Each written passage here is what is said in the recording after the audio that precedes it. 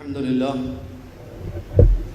لله رب العالمين والصلاة والسلام على رسوله الأمين أما بعد أعوذ بالله من الشيطان الرجيم بسم الله الرحمن الرحيم يا أيها الذين آمنوا اتقوا الله حق تقاته ولا تموتن إلا وأنتم مسلمون يا أيها الناس اتقوا ربكم الذي خلقكم من نفس واحدة وخلق منها زوجها وبث منهما رجالا كثيرا ونساء واتقوا الله الذي تساءلون به والأرحام إن الله كان عليكم رقيبا يا أيها الذين آمنوا اتقوا الله وقولوا قولا سديدا يصلح لكم أعمالكم ويغفر لكم ذنوبكم ومن يطع الله ورسوله فقد فاز فوزا عظيما قال الله تبارك وتعالى أم شرعوا لهم من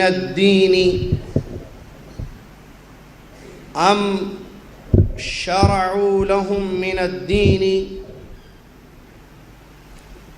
أم لهم شركاء شرعوا لهم من الدين ما لم يأذن به الله وقال تبارك وتعالى اليوم أكملت لكم دينكم وأتممت عليكم نعمتي ورضيت لكم الإسلام دينا وقال سبحانه وتعالى ما آتاكم الرسول فخذوه وما نهاكم عنه فانتهوا وقال الله عز وجل وإن تطيعوه تهتدوا قال رسول الله صلى الله عليه وسلم فإنه من يعش منكم بعدي فسيرى اختلافا كثيرا فعليكم بسنتي وسنة الخلفاء الراشدين المهديين من بعدي تمسكوا بها عضوا عليها بالنواجذ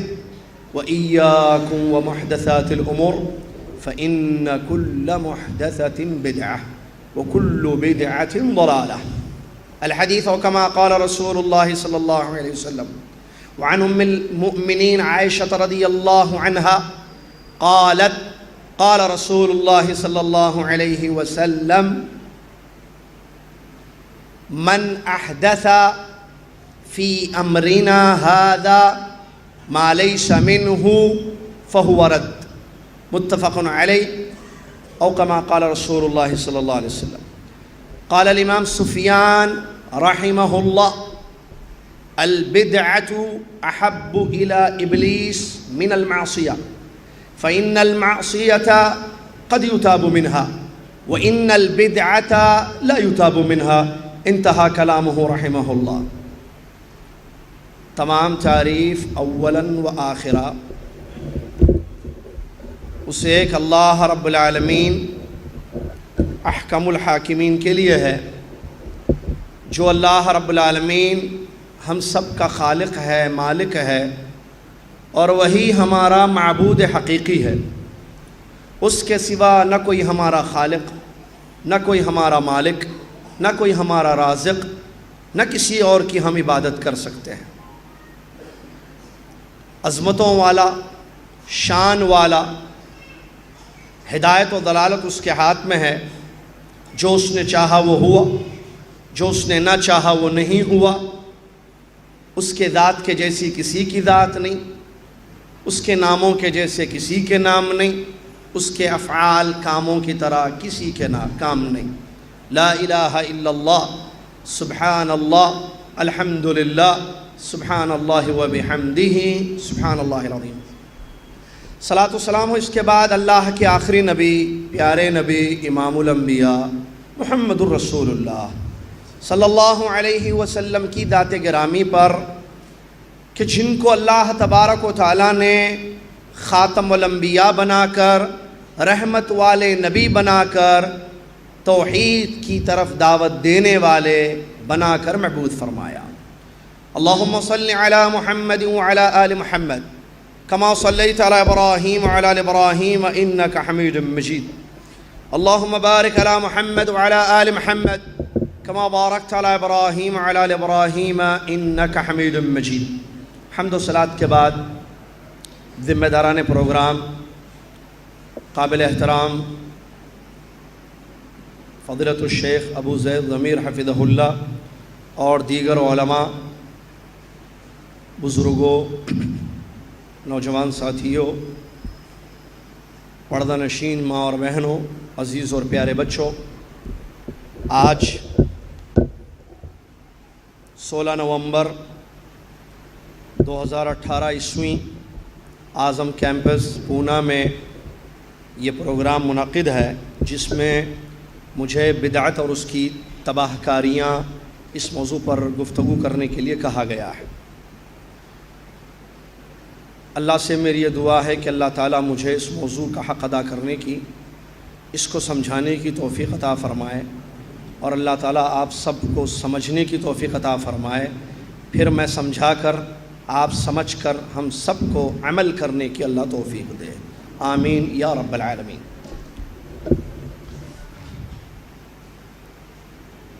معزز سامعین اور حاضرین، اللہ تبارک و تعالیٰ نے اسلام کو نازل کیا۔ اسلام اللہ کا دین ہے، اللہ عز و جل نے اس کو اتارا۔ اللہ تعالیٰ نے فرمایا ان الدین عند اللہ الاسلام، یقیناً اللہ عز و جل کے نزدیک جو دین ہے وہ اسلام ہے۔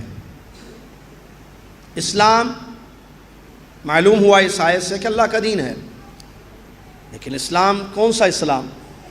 وہ جو اللہ تبارک و تعالیٰ نے نازل کیا، اور جس اسلام کی طرف ہمارے اور آپ کے پیارے نبی محمد الرسول صلی اللہ علیہ وسلم نے دنیا والوں کو دعوت دی، وہ اسلام ہے حقیقی، جو ہمیں ملتا ہے قرآن کی آیتوں میں یا پیارے نبی صلی اللہ علیہ وسلم کی احادیث میں، یا جس اسلام کو سلف صالحین صحابہ رضی اللہ عنہم اجمعین نے سمجھا اور عمل کیا، وہی اسلام ہے۔ وہ دین نہیں ہو سکتا جو مدینہ میں دین نہیں تھا۔ امام مالک رحمۃ اللہ علیہ فرماتے ہیں قیامت تک وہ دین نہیں ہوگا، وہ چیز اسلام نہیں ہوگی جو پیارے نبی صلی اللہ علیہ وسلم کے زمانے میں مدینہ میں نہ ہوئی تھی۔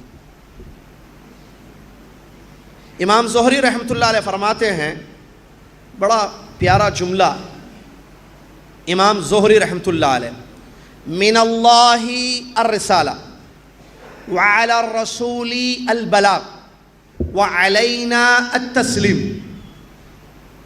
اللہ کی طرف سے میسج آیا ہے، پیغام آیا ہے دنیا والوں کے لیے، رسول اللہ صلی اللہ علیہ وسلم نے اس میسج کو، اس پیغام کو پہنچا دیا ہے، پہنچانا ان کا کام۔ وعلینا التسلیم، ہماری ذمہ داری ہے اس کو قبول کرنا، تسلیم کرنا۔ پہلی چیز ہو چکی، دوسری چیز ہو چکی، تیسرا کام اگر ہم کریں گے تو ہمارے لیے نجات ہے، ورنہ ہمارے لیے خرابی ہے۔ پہلی چیز، اللہ کی طرف سے پیغام آ چکا، من اللہ الرسالہ، اللہ کیا چاہتا ہے اپنے بندوں سے؟ عبادت اس کی کریں، کیسی کریں، کیسے اس کو راضی کریں، دنیا کیسے گزاریں، کیا طریقہ ہوگا؟ جو اللہ تبارک و تعالیٰ نے چاہا اس کو دین بنا کر اتار دیا، آ گیا اللہ کی طرف سے پیغام۔ قرآن نازل ہو چکا، آخری آیت بھی اتار دی گئی، پھر وعلی الرسول البلاغ والا معاملہ بھی ہو چکا۔ اللہ تبارک و تعالیٰ نے اپنے نبی علیہ الصلوۃ والسلام سے فرمایا بلغ ما انزل الیک من ربک فإن لم تفعل فما بلغت رسالتہ، پہنچا دیجئے جو چیز آپ کی طرف سے، آپ کے رب کی طرف سے آپ کی طرف اتاری جا رہی ہے۔ اگر آپ نے نہیں پہنچایا تو آپ نے اپنی ذمہ داری کو ادا نہیں کیا۔ الحمدللہ، اللہ کے فضل، اللہ کے کرم، اللہ کی نصرت سے میرے اور آپ کے پیارے نبی محمد الرسول اللہ صلی اللہ علیہ وسلم نے اپنی ذمہ داری کو کما حق ادا کر دیا۔ دین اسلام پورا پہنچا دیا۔ ایک مشہور حدیث ہے مسلم شریف کی، جو یہاں بہت ضروری ہے کہ ہم اس کو بیان کریں، آپ اور ہم اس کو سنیں اور سمجھیں۔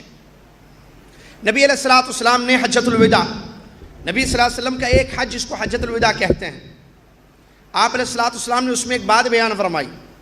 صحابہ کا مجموعہ تھا، آپ علیہ الصلوۃ والسلام نے صحابہ سے مخاطب ہو کر فرمایا انتم تسألون عنی یوم القیامہ فما انتم قائلون، تم لوگ قیامت کے دن میری بابت، میرے بارے میں پوچھے جاؤ گے، کیا جواب تمہارا ہوگا؟ یہ پیارے نبی صلی اللہ علیہ وسلم نے سوال اپنے اصحاب کرام رضی اللہ عنہم اجمعین سے فرمایا۔ صحابہ کا جواب رضی اللہ عنہم اجمعین سماعت فرمائیں، قالوا نشہد انک قد بلغت وادیت ونصحت یا رسول اللہ، اللہ کے رسول صلی اللہ علیہ وسلم ہم اس بات پر گواہ ہیں، ہم اس بات کی گواہی دیتے ہیں کہ آپ نے اللہ کا دین ہم تک پہنچا دیا، پورا دین ہم تک پہنچایا، ہر خیر کی طرف ہماری رہنمائی فرمائی اور آپ نے اپنی ذمہ داری کو ادا کر دیا۔ یہ جواب سن کر، یہ شہادت صحابہ رضی اللہ عنہم اجمعین سے سن کر، میرے اور آپ کے پیارے نبی محمد الرسول اللہ صلی اللہ علیہ وسلم نے اپنی انگشت شہادت کو، اس انگلی کو آسمان کی طرف اٹھاتے ہیں اور ایسا اشارہ کرتے ہوئے فرماتے ہیں اللہم فاشہد، اللہم فاشہد، اللہم فاشہد۔ آسمان کی طرف انگلی اٹھانا اللہ کی صفت العلو ہے۔ الرحمن علی العرش استوى، رحمان عرش پر مستوی، دنیا کی ہر چیز کو دیکھتا ہے، اللہ ہے اوپر لیکن زمین کی ہر چیز سے واقف، علیم ہے، خبیر ہے، ہر چیز کو سنتا ہے، ہر چیز کو دیکھتا ہے۔ نبی علیہ الصلوۃ والسلام نے اللہ کو گواہ بنایا، کہا دے اللہم، اے اللہ تو گواہ رہنا، یہ تیرے بندے گواہی دے رہے ہیں کہ میں نے اپنی رسالت کی تکمیل کر دی، میں نے پیغام پہنچا دیا، جس کی ذمہ داری تو نے مجھ پر عائد کی تھی۔ یہ اللہ کے نبی محمد صلی اللہ علیہ وسلم کی حدیث ہے، جس سے ہمیں ایک بہت اہم مسئلہ معلوم ہوتا ہے کہ دین اتر چکا، دین جو اترنا تھا اتر چکا۔ اور اسی حجۃ الوداع کے موقع پر وہ آیت کا بھی نزول ہوا جو مشہور آیت ہے، بڑی پیاری آیت ہے، جس میں تکمیل دین، اتمام نعمت اور اسلام کو ایز اے دین مان کر اللہ کی رضامندی کا اعلان ہو چکا۔ الیوم، آج کون سا آج؟ یہ جس میں آج اور میں اور آپ یہاں کیمپس میں نہیں، معلوم ہے الیوم سے مراد کیا ہے۔ وہ پیارے نبی صلی اللہ علیہ وسلم جب حج میں تھے، اس دن کے بارے میں اللہ کہہ رہا ہے الیوم اکملت لکم دینکم، اللہ تعالیٰ فرماتا ہے الیوم اکملت لکم دینکم واتممت علیکم نعمتی ورضیت لکم الاسلام دینا، آج میں نے تم پر تمہارے دین کو مکمل کر دیا اور اپنی نعمت پوری کر دی، اور اسلام کو دین مان کر میں راضی ہو گیا۔ تین باتیں اس آیت میں ہیں جو قابل غور ہیں۔ نمبر ایک، تکمیل۔ کیا مطلب تکمیل؟ اکملتو، میں نے مکمل کر دیا، اللہ کہہ رہا ہے اکملتو لکم دینکم، تمہارا دین کیا ہے؟ دین اللہ کا، ان الدین عند اللہ الاسلام، جو پہلے ہم نے سنا القرآن یفسر بعضہ بعضا، تو دین اسلام ہے، اس اسلام کو اللہ نے مکمل پہنچا دیا، مکمل اتار دیا، نازل کر دیا۔ اور مکمل کا مطلب کیا ہے؟ کمپلیٹ انگلش میں، مراٹھی تو آتی نہیں، پتہ نہیں کیا بولتے ہیں مراٹھی میں، بہرحال پورچا ہو گیا، جو بھی بولتے ہوں گے، پورا ہو گیا، مکمل ہو گیا، کمپلیٹ ہو گیا۔ کیا مطلب کمپلیٹ؟ کمپلیٹ کا مطلب، تکمیل کا مطلب کوئی نقص اور کمی نہیں ہے۔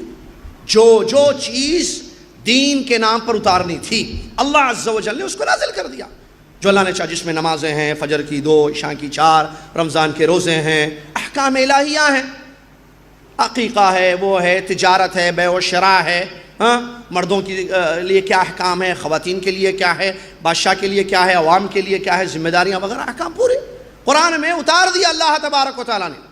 الیوم اکملت لکم، دین مکمل ہو گیا۔ اور نعمت، دین بہت بڑی نعمت ہے اللہ کی طرف سے ہمارے لیے، نعمتیں بہت ہیں، ان تعدوا نعمت اللہ لا تحصوها، نعمتوں کا شمار ناممکن ہے، ہم شمار نہیں کر سکتے۔ ان میں ایک بڑی نعمت اللہ کا دین ہے، اسلام ہے، جو نعمت ہے اللہ تبارک و تعالیٰ، اللہ نے اس نعمت کو پوری کر دیا۔ وَرَضِيتُ، اس پر غور کیجئے، وَرَضِيتُ لَكُمُ الْإِسْلَامَ دِينًا، میں اسلام سے اسلام کو دین مان کر راضی ہو گیا. یہ کون سا اسلام؟ وہ جو اللہ نے نازل کیا. اس اسلام کو ایز اے دین مان کر اللہ خوش ہے. اللہ راضی ہے. رضیت لکم الاسلام. اس وقت جو اسلام تھا، جو اسلام اترا، جو قرآن میں موجود ہے، جو قرآن میں اسلام موجود ہے، اللہ اس سے راضی ہو گیا. چلیے بھائی ایک بات، اب کیا پیارے نبی صلی اللہ علیہ وسلم نے اس کی تبلیغ فرما دی، پہنچا دیا؟ جی ہاں. میں نے ابھی تھوڑی دیر پہلے مثال دی آپ کو. نبی علیہ السلام کی ذمہ داری تھی کہ قرآن کو پڑھ کر سنائیں، اس کی تفسیر بیان فرمائیں، اس کی وضاحت کریں. تو حدیثوں میں ہمیں اسلام ملتا ہے. قرآن میں اسلام، حدیث میں اسلام. وہ مصدر اول یا مصدر ثانی، وہ پہلا سورس اسلام کا، یہ دوسرا سورس. قرآن اللہ کی کتاب، وحی من اللہ نے اتارا، اس میں دین ہے، اس میں اسلام ہے، اس میں احکام ہے. اور اس کی تفسیر حدیث ہے، سنت رسول ہے، جس میں جو ہے ہمیں دین ملتا ہے. اللہ تبارک و تعالیٰ فرماتا ہے وَأَنزَلْنَا إِلَيْكَ الذِّكْرَ لِتُبَيِّنَ لِلنَّاسِ مَا نُزِّلَ إِلَيْهِمْ. ہم نے آپ کی طرف ذکر کو، یعنی قرآن کو نازل کیا ہے. کیوں؟ لِتُبَيِّنَ لِلنَّاسِ مَا نُزِّلَ إِلَيْهِمْ، تاکہ لوگوں کے لیے جو چیز اتاری گئی ہے آپ اے نبی صلی اللہ علیہ وسلم اس کو بیان کیجئے. بیان، ایکسپلینیشن، وضاحت کریں، بتائیں. جو چیز لوگوں کے لیے اتاری گئی ہے، اللہ نے قرآن اتارا، اس کا بیان حدیث ہے. قرآن کا بیان حدیث ہے. قرآن کا حدیث بولے، سنت بولے، سنت حدیث کے معنی میں. سنت قرآن کی تفسیر ہے، حدیث قرآن کا بیان ہے. قرآن میں اسلام ہے، حدیثوں میں اسلام ہے. صرف قرآن سے ہم اسلام نہیں سمجھ سکتے بھائی. قرآن چھوڑ کر حدیث کو لیں، اسلام نہیں سمجھ میں آئے گا. قرآن بھی حدیث بھی ضروری ہے. قرآن میں اللہ نے فرمایا مثال کے طور پر اقیم الصلاۃ، نمازوں کو قائم کرو. اب اس کی وضاحت کہاں ہے؟ کب پڑھنا، کیسے قائم کرنا نماز، یہ اللہ کا حکم ہے. میں چاہتی ہوں کہ اللہ کے اس حکم پر عمل کروں، نماز قائم کریں. کیا مطلب اقامت الصلاۃ؟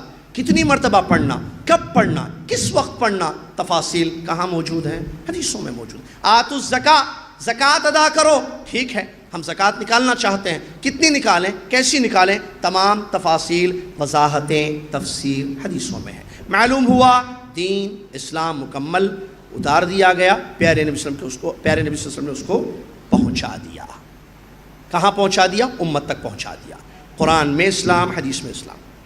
اب اس قرآن کو جو اللہ کا کلام ہے اور حدیث رسول صلی اللہ علیہ وسلم کو صحابہ نے جو اسلام ہے، صحابہ نے سمجھا ہے اللہ کی توفیق سے، پیارے نبی صلی اللہ علیہ وسلم کی زبان مبارک سے. نبی صلی اللہ علیہ وسلم نے ان کو بتایا، سمجھایا. یتلو علیہم آیاتی، آیتوں کی تلاوت کرتے تھے. جو ایمان لائے وہ صحابہ ہیں رضی اللہ عنہم، انہوں نے آیتوں کو سمجھا پیارے نبی صلی اللہ علیہ وسلم سے اور عمل کرنے لگے. نبی صلی اللہ علیہ وسلم کی حدیثوں کو سنتے تھے، نبی علیہ السلام کی حدیثوں کو پیارے نبی صلی اللہ علیہ وسلم سے سمجھتے تھے اور عمل کرتے تھے. اس طریقے سے معاملہ چلتا گیا. اللہ تبارک و تعالی اب دو باتیں. نمبر ایک، عبادت صرف اللہ کی کرنا. یہ جو قرآن ہے، یہ حدیث ہے، اس میں باتیں تفصیل کے ساتھ ہیں. اگر اس کو آپ دو جملوں میں بیان کرنا چاہیں، اسلام کا مختصر تعارف، تو آپ کو یہ بولنا ہوگا، یا اگر آپ یہ بولیں تو صحیح ہوگا جواب، اللہ کی عبادت کرنا. چلیے بھئی یہ ایک بنیادی چیز ہے. لا الہ الا اللہ یہی ہے نا، کلمہ ہے ہمارا، اور اس کا تقاضا یہ ہے عبادت جتنی آپ کو کرنی ہے وہ صرف ایک اللہ کی ہوگی، اللہ کے سوا کسی اور کی عبادت نہیں کی جائے گی. چلیے بھائی سمجھ میں آ گیا. لا الہ الا اللہ کا یہ تقاضا ہے، لا معبود بحق الا اللہ. اب دوسرا بڑا ضروری مسئلہ، عبادت کا طریقہ کار کیا ہوگا، یہ ہے اصل مسئلہ. ٹھیک ہے، عبادت اللہ کی کرنی ہے، غیر اللہ کی عبادت نہیں کی جائے گی. تو اب عبادت کا طریقہ کار کیا ہوگا؟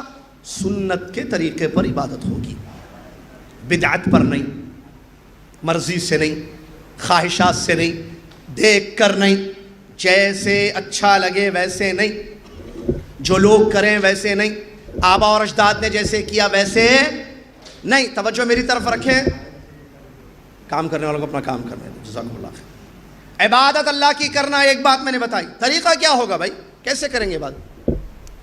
جاری رکھو.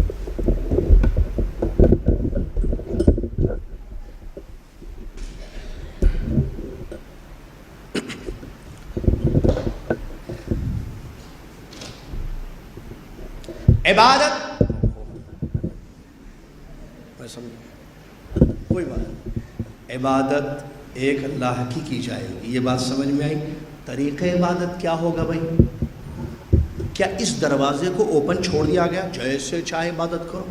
تمہیں دیکھو کیا اچھا لگ رہا ہے، تمہیں جس طریقے پر عبادت اچھی لگ رہی ہے، تمہارا دل صاف ہونا چاہیے، نیت خالص اور پاک ہونی چاہیے، تم کو لگ رہا ہے اس طریقے پر کروں گا کام تو اللہ بہت خوش ہوگا، کرو، اللہ دلوں کو دیکھتا جی، کرو، جیسے چاہے عبادت کرو، جیسے چاہے عمل کرو، اللہ کے واسطے کرنا بس۔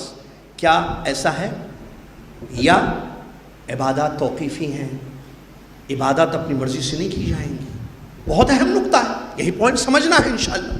وہیں سے معلوم ہوتا ہے کہ سنت ضروری ہے، پھر بدعت غلط ہے، پھر بدعت غلط ہے تو ہے کیا بدعت، پھر بدعت کی تباہکاریاں کیا ہیں، نقصانات کیا ہیں، انشاءاللہ بات آئے گی، اسی لیے تفصیل سے بات بتا رہا ہوں تاکہ موضوع کا حق ادا ہو جائے، مکمل فائدہ ہو جائے۔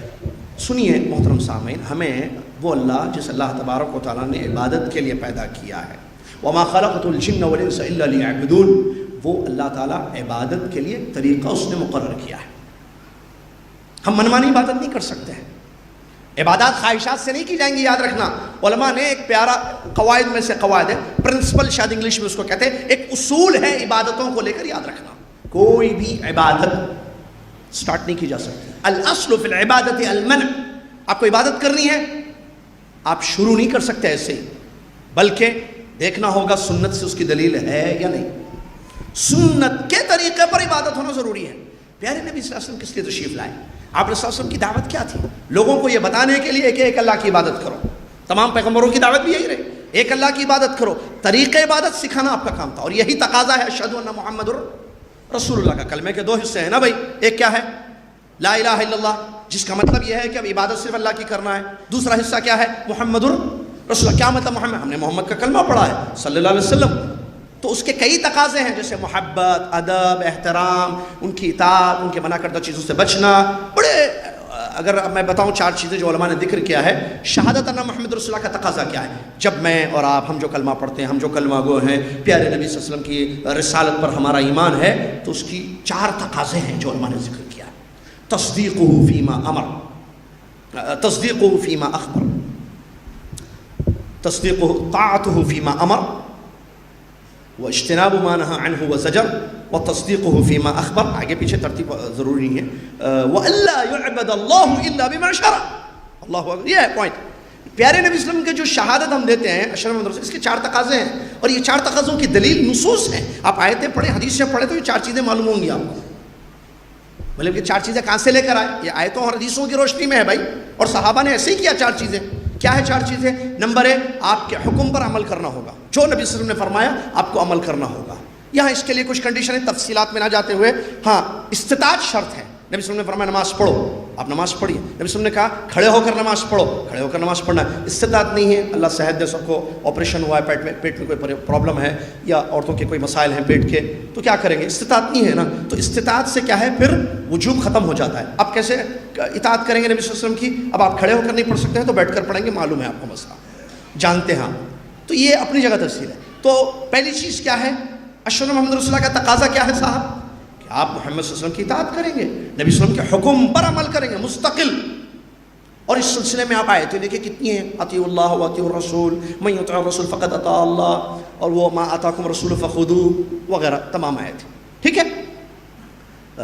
اور وہ بھی آیت کہ یطاع باذن اللہ، اللہ کا حکم ہے، اس لیے ہم پیارے وسلم کی اطاعت کریں۔ تو یہ ایک پہلا حق ہے، تقاضا ہے اشہد ان محمد رسول اللہ کا۔ دوسرا اجتناب ما نہى عنہ وزجر، نبی صلی اللہ علیہ وسلم نے جن جن چیزوں سے روکا ہے، منع کیا، ان سب سے آپ کو رکنا ہوگا۔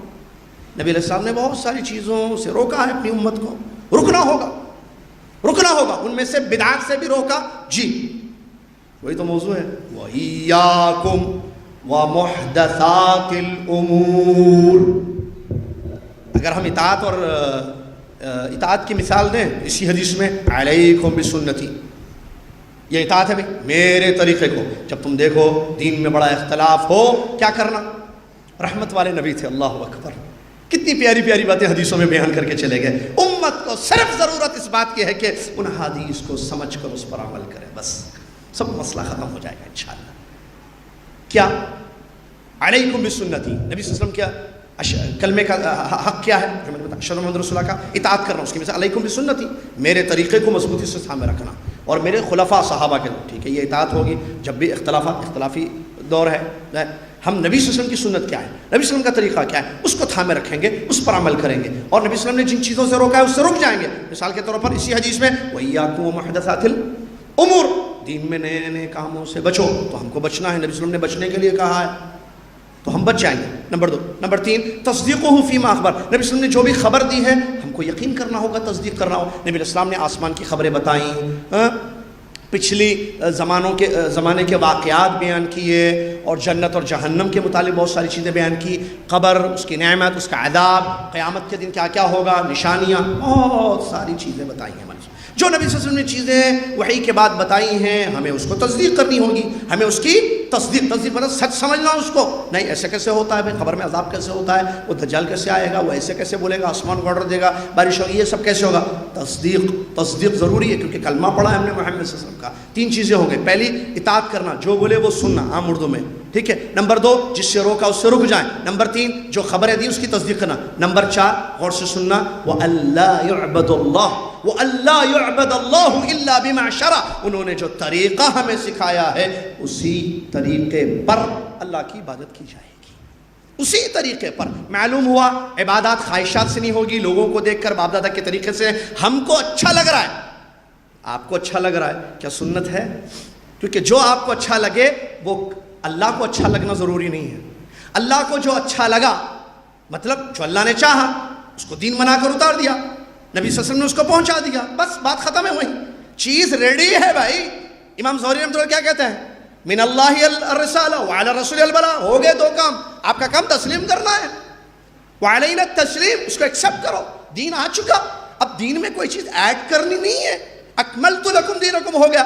پیارے نبی صلی اللہ علیہ وسلم نے اس کی تبلیغ بھی فرما دی، شہادت صحابہ نے دے دی، اب صرف ایک ہی کام ہے امت کا، اگر وہ نجات چاہتی ہے اس دین کو پڑھو جو اتارا گیا ہے اور پہنچایا گیا ہے، سمجھو اور اس پر عمل کرو، اس پر عمل کرو تو انشاءاللہ کامیاب ہوگے۔ تو معلوم ہوا سنت پر عمل ہونا ضروری ہے۔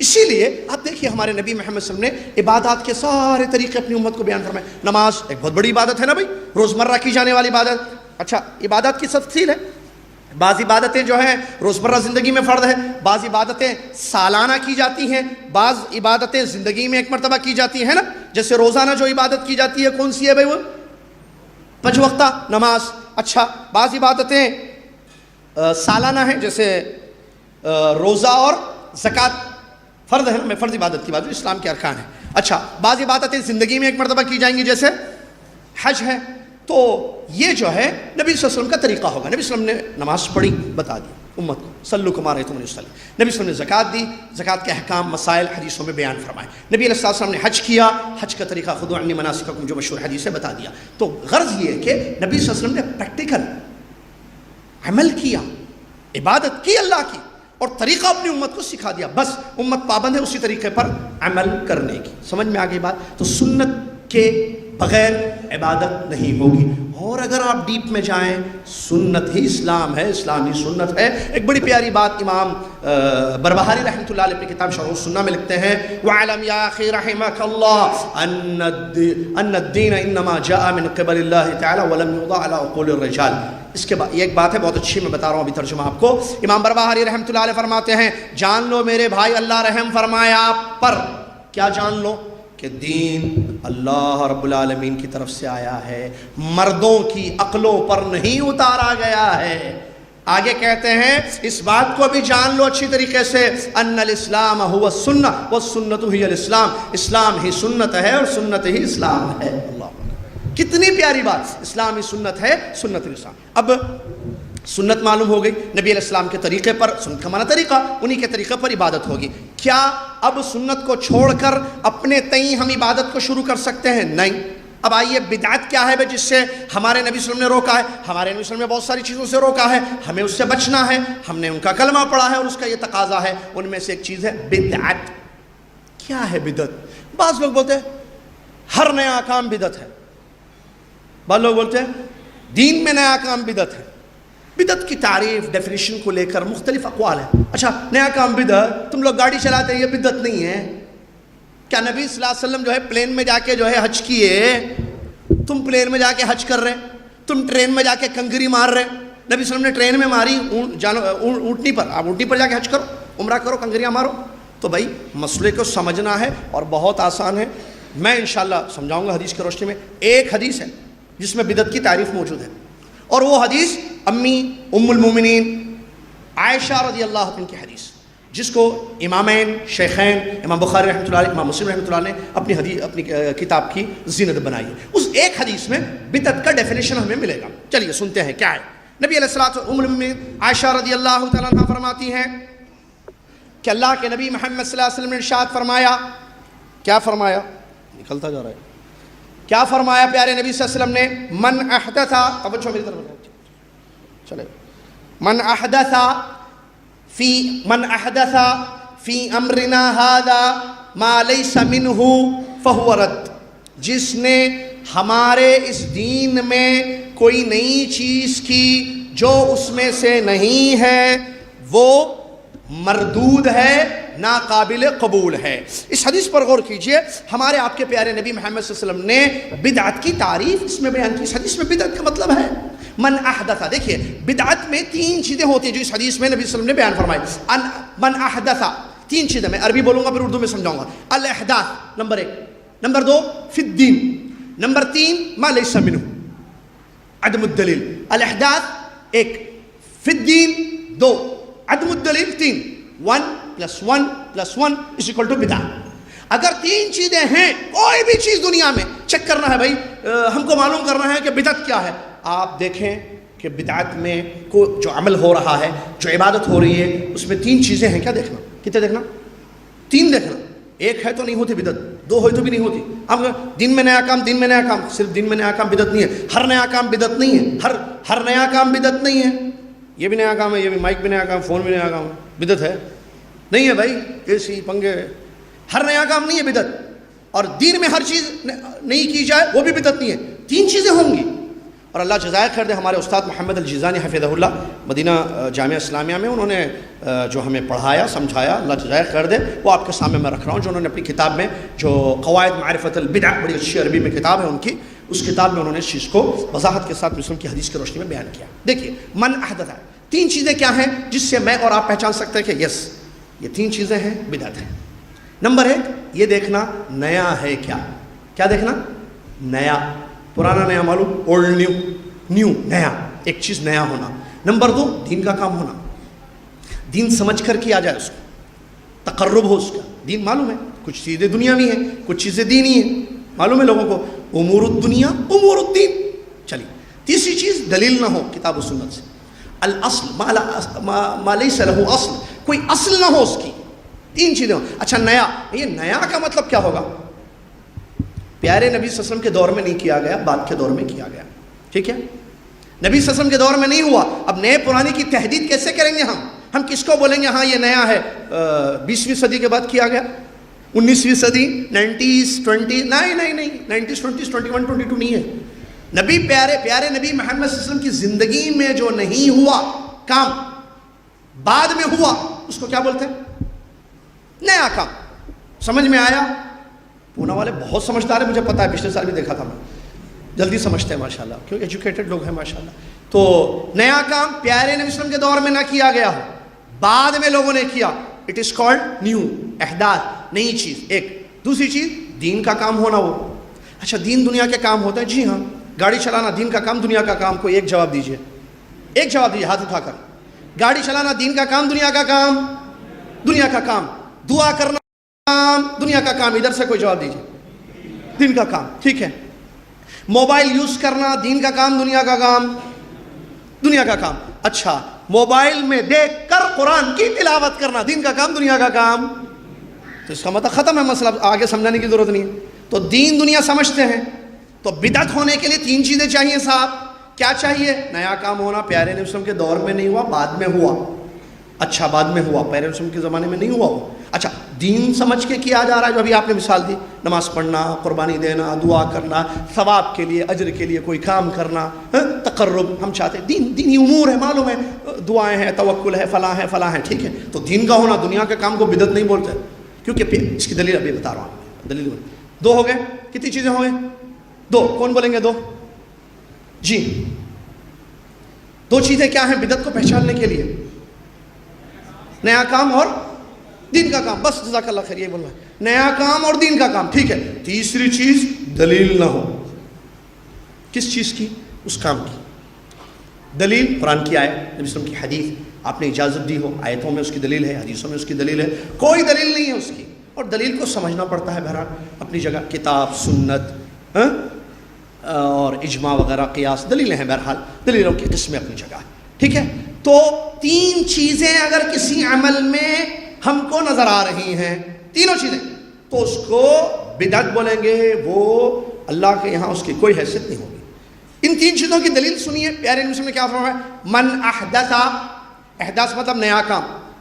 جس نے کوئی نیا کام کیا, نئے کام کی دلیل مل گئی. فی امرنا ھذا, ہمارے اس دین میں, مطلب دنیا میں نہیں, تو دنیاوی امور نکل گئے یہاں سے. ما لیس منہ, جو اس میں نہیں ہے, مطلب اس کی اصل نہیں ہے, دلیل نہیں ہے. تین چیزیں ہو گئی. من احدث ایک, فی امرنا ھذا دین, ما لیس منہ دلیل نہیں ہے. انجام کیا ہوگا اس عمل کا جس میں یہ تین چیزیں ہوں گی, جس کو ہم بدعت کہہ رہے ہیں؟ فہو رد, وہ اللہ کے یہاں قابل رد ہے. اب چیک کرنا آسان ہے. ایک آدمی ایک کام کر رہا ہے جماعت کے ساتھ تراویح, ہاں, تین چیزیں چیک کریں گے. نیا کام ہے, جی ہاں نیا کام. ایسے سمجھاتا ہوں میں, مثال دے رہے ہیں. کیا اللہ کے نبی صلی اللہ علیہ وسلم نے رمضان کے پورے مہینے میں جماعت کے ساتھ تراویح پڑھائی؟ نہیں. نیا کام ہو گیا بھائی ایک.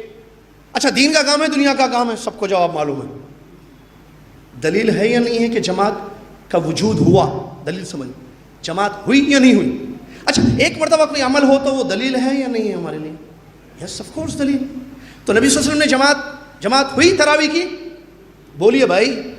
تو اس کا مطلب دلیل ہے. دو چیزیں تو تھی, تیسری چیز نہیں ہوئی, اس کا مطلب اس کو بدعت نہیں بولنا. تو جب اس کو بدعت نہیں بولتے تو وہ نعمت البدعت, وہ لغوی معنی ہے, پھر بات کو سمجھنے کی چیز ہے. کتنا اچھا طریقہ ہے, بولے وہ شرعی بدعت مراد نہیں ہے وہاں پر, کیونکہ یہاں دلیل کے ساتھ یہ عمل ہو رہا ہے جو عمر بن خطاب رضی اللہ عنہ نے اپنے دور خلافت میں شروع کرایا. سمجھ رہے ہیں بات کو؟ ہم کیا کہہ رہے ہیں حدیث کی روشنی میں؟ تین چیزیں ہوں گی تو بدعت, دو ہوں گی تو نہیں. نیا کام ہونا ایک, اور بھی بولو. نیا کام بہت ساری چیزیں ہیں. گاڑی چلانا نیا کام بدعت بولتے, مائک پہ درس دینا نیا کام بدعت بولتے, مائک کا یوز, پلین کا یوز, ٹرین کا یوز, یہ نئے کام ہے. ٹرین استعمال کرنا, گاڑیاں استعمال کرنا, فون استعمال, نئے کام ہے. لیکن آپ اس کو بدعت نہیں بول سکتے. اور پڑھیے, من احدث فی امرنا ھذا, فی امرنا ھذا نہیں ہے نا, یہ دین کا کام نہیں ہے, تو پھر ہٹا دو اس کو. آپ بدعت بول ہی نہیں سکتے. پھر دو چیزیں اگر کسی چیز میں ہو, تیسری چیز نہ ہو, جیسے نیا کام تو ہے اور دین کا بھی ہے لیکن دلیل ہے اس کی. نیا کام ہو رہا ہے, دین کا کام ہے, لیکن دلیلیں موجود ہے, ہم کو اصل ملتی ہے, اصل اس کی شریعت میں, کتاب و سنت میں اصل ملتی ہے اس کی. تو پھر آپ بدعت اس کو نہیں بول سکتے, کیونکہ پیارے نبی نے اس کو رد نہیں کہا ہے. بات بہت ایزی ہے. تو یہ تین چیزیں ہیں تو بدعت ہے. کوئی بھی عمل آسانی سے آپ چیک کر سکتے ہیں, یہ کام جو آپ کر رہے ہیں نیا ہے یا پرانا ہے, دیکھنا پڑے گا حدیثوں. نہیں بھائی نیا ہے, اچھا دین کا ہے, دنیا دین کا کام کر رہے ہیں آپ. اچھا دین کا کام آپ جو کر رہے ہیں, کیا اس کی کوئی دلیل ملتی ہے؟ نہیں ملتی ہے. تو پھر کوئی شک نہیں ہے کہ وہ بدعت ہے, کوئی شک نہیں ہے کہ وہ بدعت ہے, اور بدعت پر عمل نہیں ہوگا. پیارے نبی صلی اللہ علیہ وسلم نے اسی حدیث میں بیان فرمایا, فہو رد, جس آدمی نے ان تین چیزوں کو ملا کر یہ کام کیا, نیا بھی کرتا ہے, دین کا کرتا ہے, بغیر دلیل کے کرتا ہے, فہو رد, اے مردود, اللہ کے یہاں اس کا کوئی اجر نہیں ملے گا. یہ پیارے نبی صلی اللہ علیہ وسلم نے حکم لگا دیا, بخاری مسلم کی مشہور حدیث ہے. اسی طریقے سے ایک اور ایک روایت صحیح مسلم کی ہے جو اسی حدیث کے معنی میں آئی ہے. پیارے نبی صلی اللہ علیہ وسلم نے فرمایا, من عمل عملا لیس علیہ امرنا فہو رد, جس نے کوئی بھی کام کیا جس پر ہم نے حکم نہیں دیا ہے اس کام کا, ہم نے اجازت نہیں دی ہے اس کام کی, فہو رد, اور اللہ کے یہاں اس کا بھی وہی انجام ہوگا کہ اللہ قبول نہیں کرے گا. آپ کو پتہ یہ جو دو حدیث میں نے ابھی آپ کے سامنے, بلکہ پہلی جو حدیث ہے اس کو علماء نے قواعد اسلام میں ذکر کیا ہے. اسلام کی بیس ہے, بیس قواعد ہے, کیونکہ یہ سمجھیں گے تو بدعت سمجھنے میں آسانی ہو جائے گی. پھر کوئی آدمی کوئی بدعت نہیں کرے گا, بدعت کے ذریعے اللہ کا تقرب حاصل نہیں کرے گا, پھر سنت پر عمل کرنے کی کوشش ہوگی, سنتوں کی واقفیت ہو جائے گی. کیوں؟ کیونکہ یہ حدیث اس کو سمجھ میں آ گئی. اور اسی لیے علماء نے اس عظیم ترین حدیث جس کو میں نے ابھی ایکسپلین کیا, ام المؤمنین عائشہ رضی اللہ عنہا کی جو صحیح بخاری صحیح مسلم میں ہے, من احدث فی امرنا ھذا ما لیس منہ فہو رد والی جو حدیث ہے, اس کو قواعد اسلام میں, دین کی اساس, اس حدیث کے بارے میں علماء کے اقوال کو چیک کیجیے آپ. اس حدیث کی روشنی میں علماء کے اقوال کو چیک کیجیے آپ، تو آپ کو معلوم ہوگا کہ علماء نے اس حدیث کے بارے میں کیا چیز بیان فرمائی ہے۔ علماء کہتے ہیں کہ یہ دین کے اساس میں سے، دین کے قواعد میں سے یہ چیز ہے، اور یہ بہت بڑی حدیث ہے۔ لہٰذا ہم سمجھیں کہ بدعت کیا ہے، اور جب بدعت یہ ہمارے سمجھ میں آ گئی تو پھر اس سے بچنے کا حکم اللہ کے نبی صلی اللہ علیہ وسلم نے ہمیں دیا ہے۔ اللہ کے نبی صلی اللہ علیہ وسلم نے فرمایا وَإِيَّاكُمْ وَمُحْدَثَاتِ الْأُمُورِ، نئے نئے کاموں سے بچو، فَإِنَّ كُلَّ مُحْدَثَةٍ بِدْعَةٍ، ہر نیا کام بدعت ہے، وَكُلُّ بِدْعَةٍ، نبی صلی اللہ علیہ وسلم کیا فرماتے ہیں بدعت کے بارے میں، جس کی ابھی تشریح آپ کے سامنے تعریف وضاحت کی گئی، كُلُّ بِدْعَةٍ ضَلَالَةٍ، ہر بدعت گمراہی ہے، اور ہمیں گمراہی نہیں چاہیے۔ ہمیں کیا چاہیے؟ ہمیں صراط مستقیم چاہیے، ہم کو ضالین کا راستہ نہیں چاہیے۔ سورہ فاتحہ کتنی بڑی سورہ مبارکہ، ہر نماز کی ہر رکعت میں، خواہ وہ فرض ہو، سنت ہو، موقدہ، غیر موقدہ جس کو ہم نفل کہتے ہیں، فرض کفایہ جنازے والی نماز ہو، استسقاء، کوئی بھی نماز، کیا سورہ فاتحہ نہیں پڑھی جاتی ہے اس میں؟ نمازوں میں سورہ فاتحہ اتنی بڑی سورہ، اس سورہ مبارکہ میں ہم اللہ عز و جل سے ایک بہت بڑی دعا مانگتے ہیں، اور وہ ہے سیدھے راستے کی ہدایت۔ الحمدللہ رب العالمین الرحمن الرحیم مالک یوم الدین ایاک نعبد و ایاک نستعین کے بعد دعا ہو رہی ہے اہدنا الصراط المستقیم، ہم کو سیدھا راستہ دکھا، صراط الذین انعمت علیہم، ان لوگوں کا راستہ۔ کیوں راستہ وہ سیدھا نہیں جو آپ کو سیدھا لگے؟ پونا والوں کو، پمپری والوں کو ایک راستہ سیدھا دکھ رہا ہے، وہ لوگ بولتے بھئی یہ سیدھا راستہ ہے، مالیگاؤں والے بولتے نہیں آپ کو لگ رہا ہوگا وہ سیدھا نہیں، یہ سیدھا ہے۔ ایسے آزاد نہیں اللہ نے اپنے بندوں کو چھوڑ دیا کہ تمہیں جو سیدھا لگے وہی صراط مستقیم ہے۔ یا بعض لوگ سمجھتے ہیں ہمارے آبا اور اجداد نے جس طریقے پر عمل کیا وہ کیا غلط ہو سکتا ہے، وہی سیدھا راستہ ہے ہمارے آبا اور اجداد کا۔ بعض لوگ کہتے ہیں دیکھو اللہ دلوں کو دیکھتا ہے، عجیب عجیب مسئلے ہیں۔ آپ سوچو، دیکھو یہ سیدھا ہے، یہی صراط مستقیم ہے، آپ دیکھیں نا، سوچے نا، کل رات میں سوچے، صبح اٹھنے کے بعد کیا سمجھ میں آ گیا؟ ٹھیک ہے، یا کسی کو خواب میں اشارہ نہیں ملتا، اٹھو دنیا کو بتاؤ یہی مستقیم راستہ ہے، نہیں میرے بھائی۔ پھر صراط الذین انعمت علیہم، کچھ لوگ چلے اس راستے پر جس کی ہدایت ہم اللہ عز و جل سے مانگتے ہیں، وہ انعام یافتہ لوگ تھے، اور انہی کے راستے کو اللہ تبارک و تعالیٰ نے مستقیم کہا ہے۔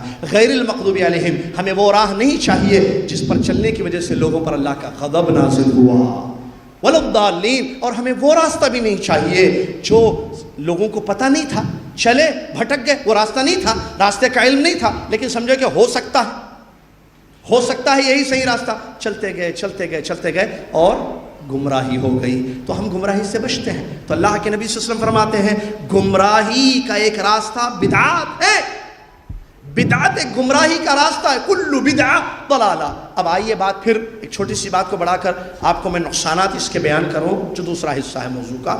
بھائی کیا ایسی بات ہے کہ نہیں بدعت 2 ٹائپس کی ہوتی ہے، ایک اچھی بدعت، ایک بری بدعت؟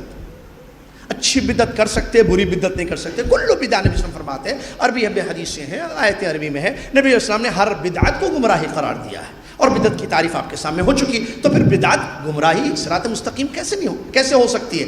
بدعت ہدایت نہیں ہو سکتی ہے، سنت کا طریقہ ہدایت کا طریقہ ہے، سنت کا راستہ صحیح راستہ ہے، بدعت گمراہی ہے۔ اور اب اللہ کے نبی صلی اللہ علیہ وسلم نے اسی لیے کلو بدعت ضلالہ بتانے سے پہلے وہ ایاکم فرمایا، وہ ایاکم ومحدثات، بچنے کا حکم دیا۔ نبی صلی اللہ علیہ وسلم اگر اس میں خیر بھی ہوتا تو اللہ کے وسلم کہتے ہیں کہ نہیں بری چیزیں مت کرو، بری بدعتوں سے بچو، اچھی بدعتیں کرتے جاؤ، نہیں، اچھی بری کی کوئی تمیز۔ نبی علیہ السلام نے کل بدعت ضلالہ فرمایا، ہر بدعت گمراہی ہے۔ لہٰذا معلوم ہوا کہ بدعت کے بہت سارے نقصانات ہوتے ہیں۔ اس حدیث شریف سے ایک بہت بڑا نقصان بدعت کا معلوم ہوا، اور وہ ہے کہ یہ بدعت گمراہی ہے۔ نبی علیہ السلام نے اس کو گمراہی قرار دیا ہے۔ لہٰذا اگر ہم گمراہی سے اپنے آپ کو بچانا چاہتے ہیں تو بدعت سے اپنے آپ کو بچانا ہوگا، کیونکہ بدعت خیر نہیں ہے، بدعت شر ہے، بدعت نقصان دینے والی، گمراہ کرنے والی چیز ہے۔ اسی طریقے سے ایک آیت میں نے پڑھی آپ کے سامنے جو سورہ شورى کی آیت ہے، اس آیت میں اللہ تبارک و تعالیٰ نے فرمایا ام لہم شرکاء شرعوا لہم من الدین ما لم یأذن بہ اللہ۔ ترجمہ دیکھیے، قرآن ہے جو میری اور آپ کی رشد و ہدایت کے لیے نازل کردہ کتاب ہے۔ اللہ تبارک و تعالیٰ اس آیت میں فرماتا ہے کیا ان لوگوں کے کوئی شریک ہیں، پارٹنرز ہیں، اللہ کو چھوڑ کر ان لوگوں نے شریک لوگوں کو بنا لیا ہے۔ شرعوا لہم من الدین ما لم یأذن بہ اللہ، کہ انہوں نے دین میں ایسی چیزیں ایجاد کی جس کی اجازت، جس کا حکم اللہ نے نہیں دیا ہے۔ ما لم یأذن بہ اللہ، اللہ کا حکم نہیں ہے وہ چیزیں کیا ان شریکوں نے تمہارے لیے ایجاد کر دی ہیں یا تمہارے لیے بنا دیا ہے۔ معلوم ہوا کہ بدعت کا یہ نقصان ہے کہ بدعت جو ہے بغیر اللہ کی اجازت کے کیا گیا عمل ہے۔ اللہ نے اس کی اجازت نہیں دی ہے، اللہ نے اس کا حکم نہیں دیا ہے، کیونکہ اللہ نے جس چیز کی اجازت دی ہے وہ کہاں ملے گی ہمیں چیزیں؟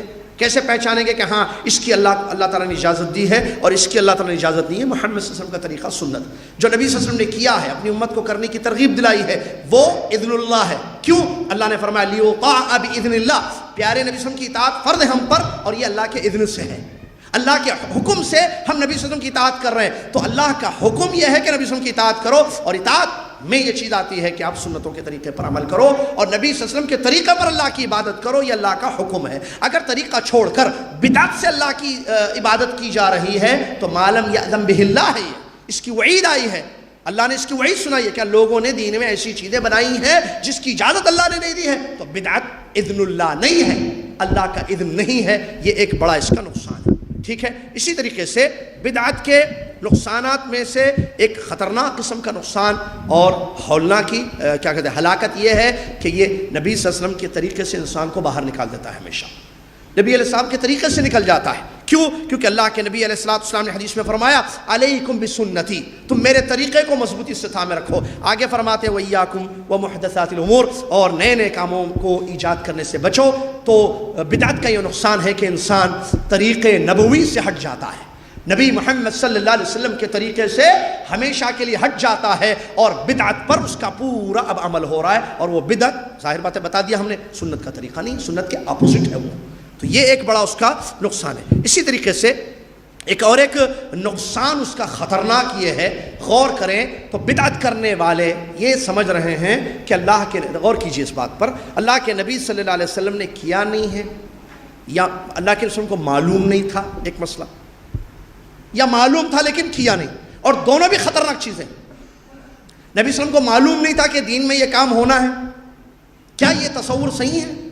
کتنا خطرناک مسئلہ ہے یہ کہ مسلمان امتی جس کو اتباع لازم قرار دی گئی نبی صلی اللہ علیہ وسلم کی، وہ ایک دین میں کام کر رہا ہے جس کو ہم بدعت کہہ رہے ہیں، تو بدعت کر رہا ہے، ظاہر بات ہے نبی صلی اللہ علیہ وسلم کا طریقہ نہیں ہوا وہ، تو پھر نبی صلی اللہ علیہ وسلم کو یہ چیز معلوم نہیں تھی، ہم کر رہے ہیں، نبی صلی اللہ علیہ وسلم نہیں کیے، نہ کرنے کا حکم دیے، تو نبی صلی اللہ علیہ وسلم کو نہیں معلوم ہونا دین کی کوئی چیز، اور ہم سمجھ رہے ہیں کہ نہیں ہم کو معلوم، ہم کر رہے ہیں، سمجھے یا نہیں سمجھے، تقاضا یہ ہوتا ہے اس کا، بات یہ نکلتی ہے اس سے۔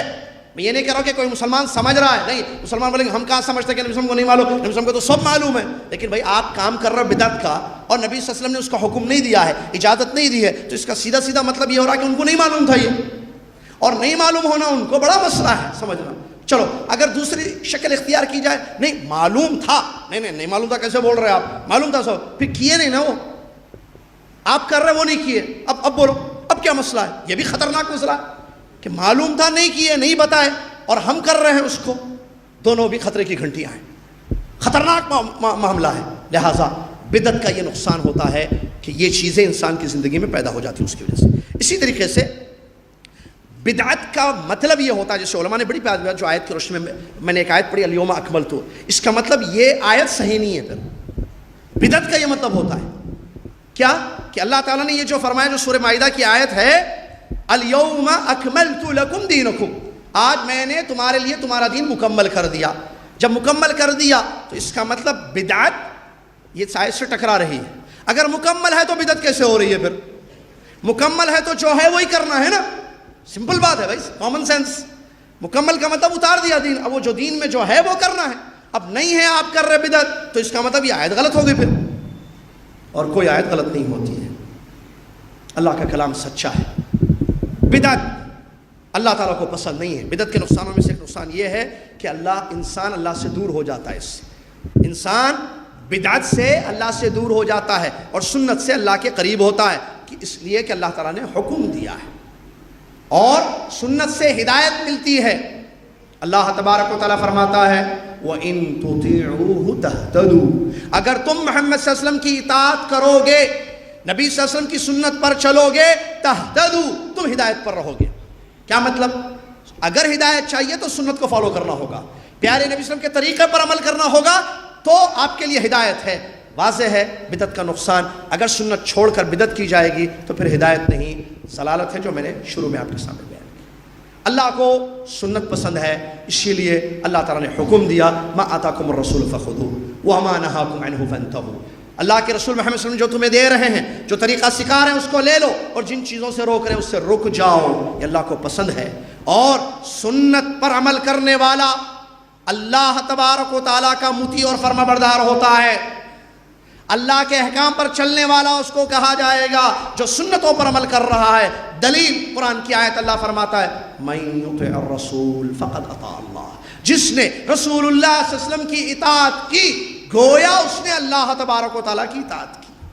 کیوں؟ کیونکہ پیارے نبی صلی اللہ علیہ وسلم وما ينطق عن الهوى ان هو الا وحی یوحا، نبی صلی اللہ علیہ وسلم جو تمہیں احکام دے رہے ہیں، سنتیں بتا رہے ہیں، اپنی مرضی، اپنے تئیں، اپنی خواہشات سے نہیں، بلکہ ان کی طرف وحی کی جاتی ہے، پھر وہ آپ کو بتاتے ہیں کہ یہ طریقہ بتاؤ۔ جیسے بہت ساری مثالیں، جرنا کے موقع پر ایک آدمی اپنا جبہ لے کر آیا تھا، اس پر زعفران لگا ہوا تھا جو خوشبو ہے، نبی علیہ الصلوۃ والسلام سے اس نے پوچھا کیا اس پہ میں احرام باندھ سکتا ہوں، اس جبے پر؟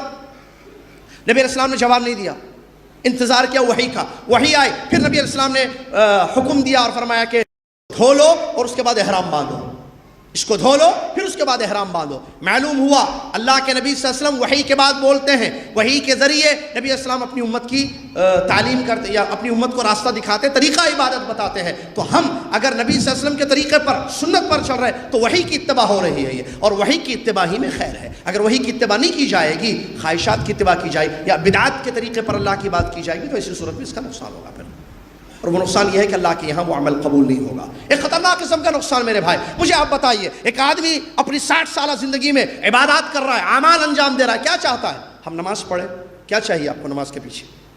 محنت کرتے ہیں، حج کرتے ہیں لوگ الگ الگ موسموں میں جا کر، کیا چاہیے حج کے پیچھے آپ کو؟ جنت چاہیے۔ یہ نماز آپ نے پڑھی، یہ زکوٰۃ آپ نکال دیتے ہیں، یہ قربانی آپ دیتے ہیں، سردی ہو گرمی ہو موسم کیسے بھی ہو، رمضان کا مہینہ آ جائے تو ہم روزے رکھتے ہیں۔ کیا مقصد ہے ہمارا مقصد کیا ہے؟ ہم چاہتے ہیں ہمارے روزے اللہ قبول فرمائے۔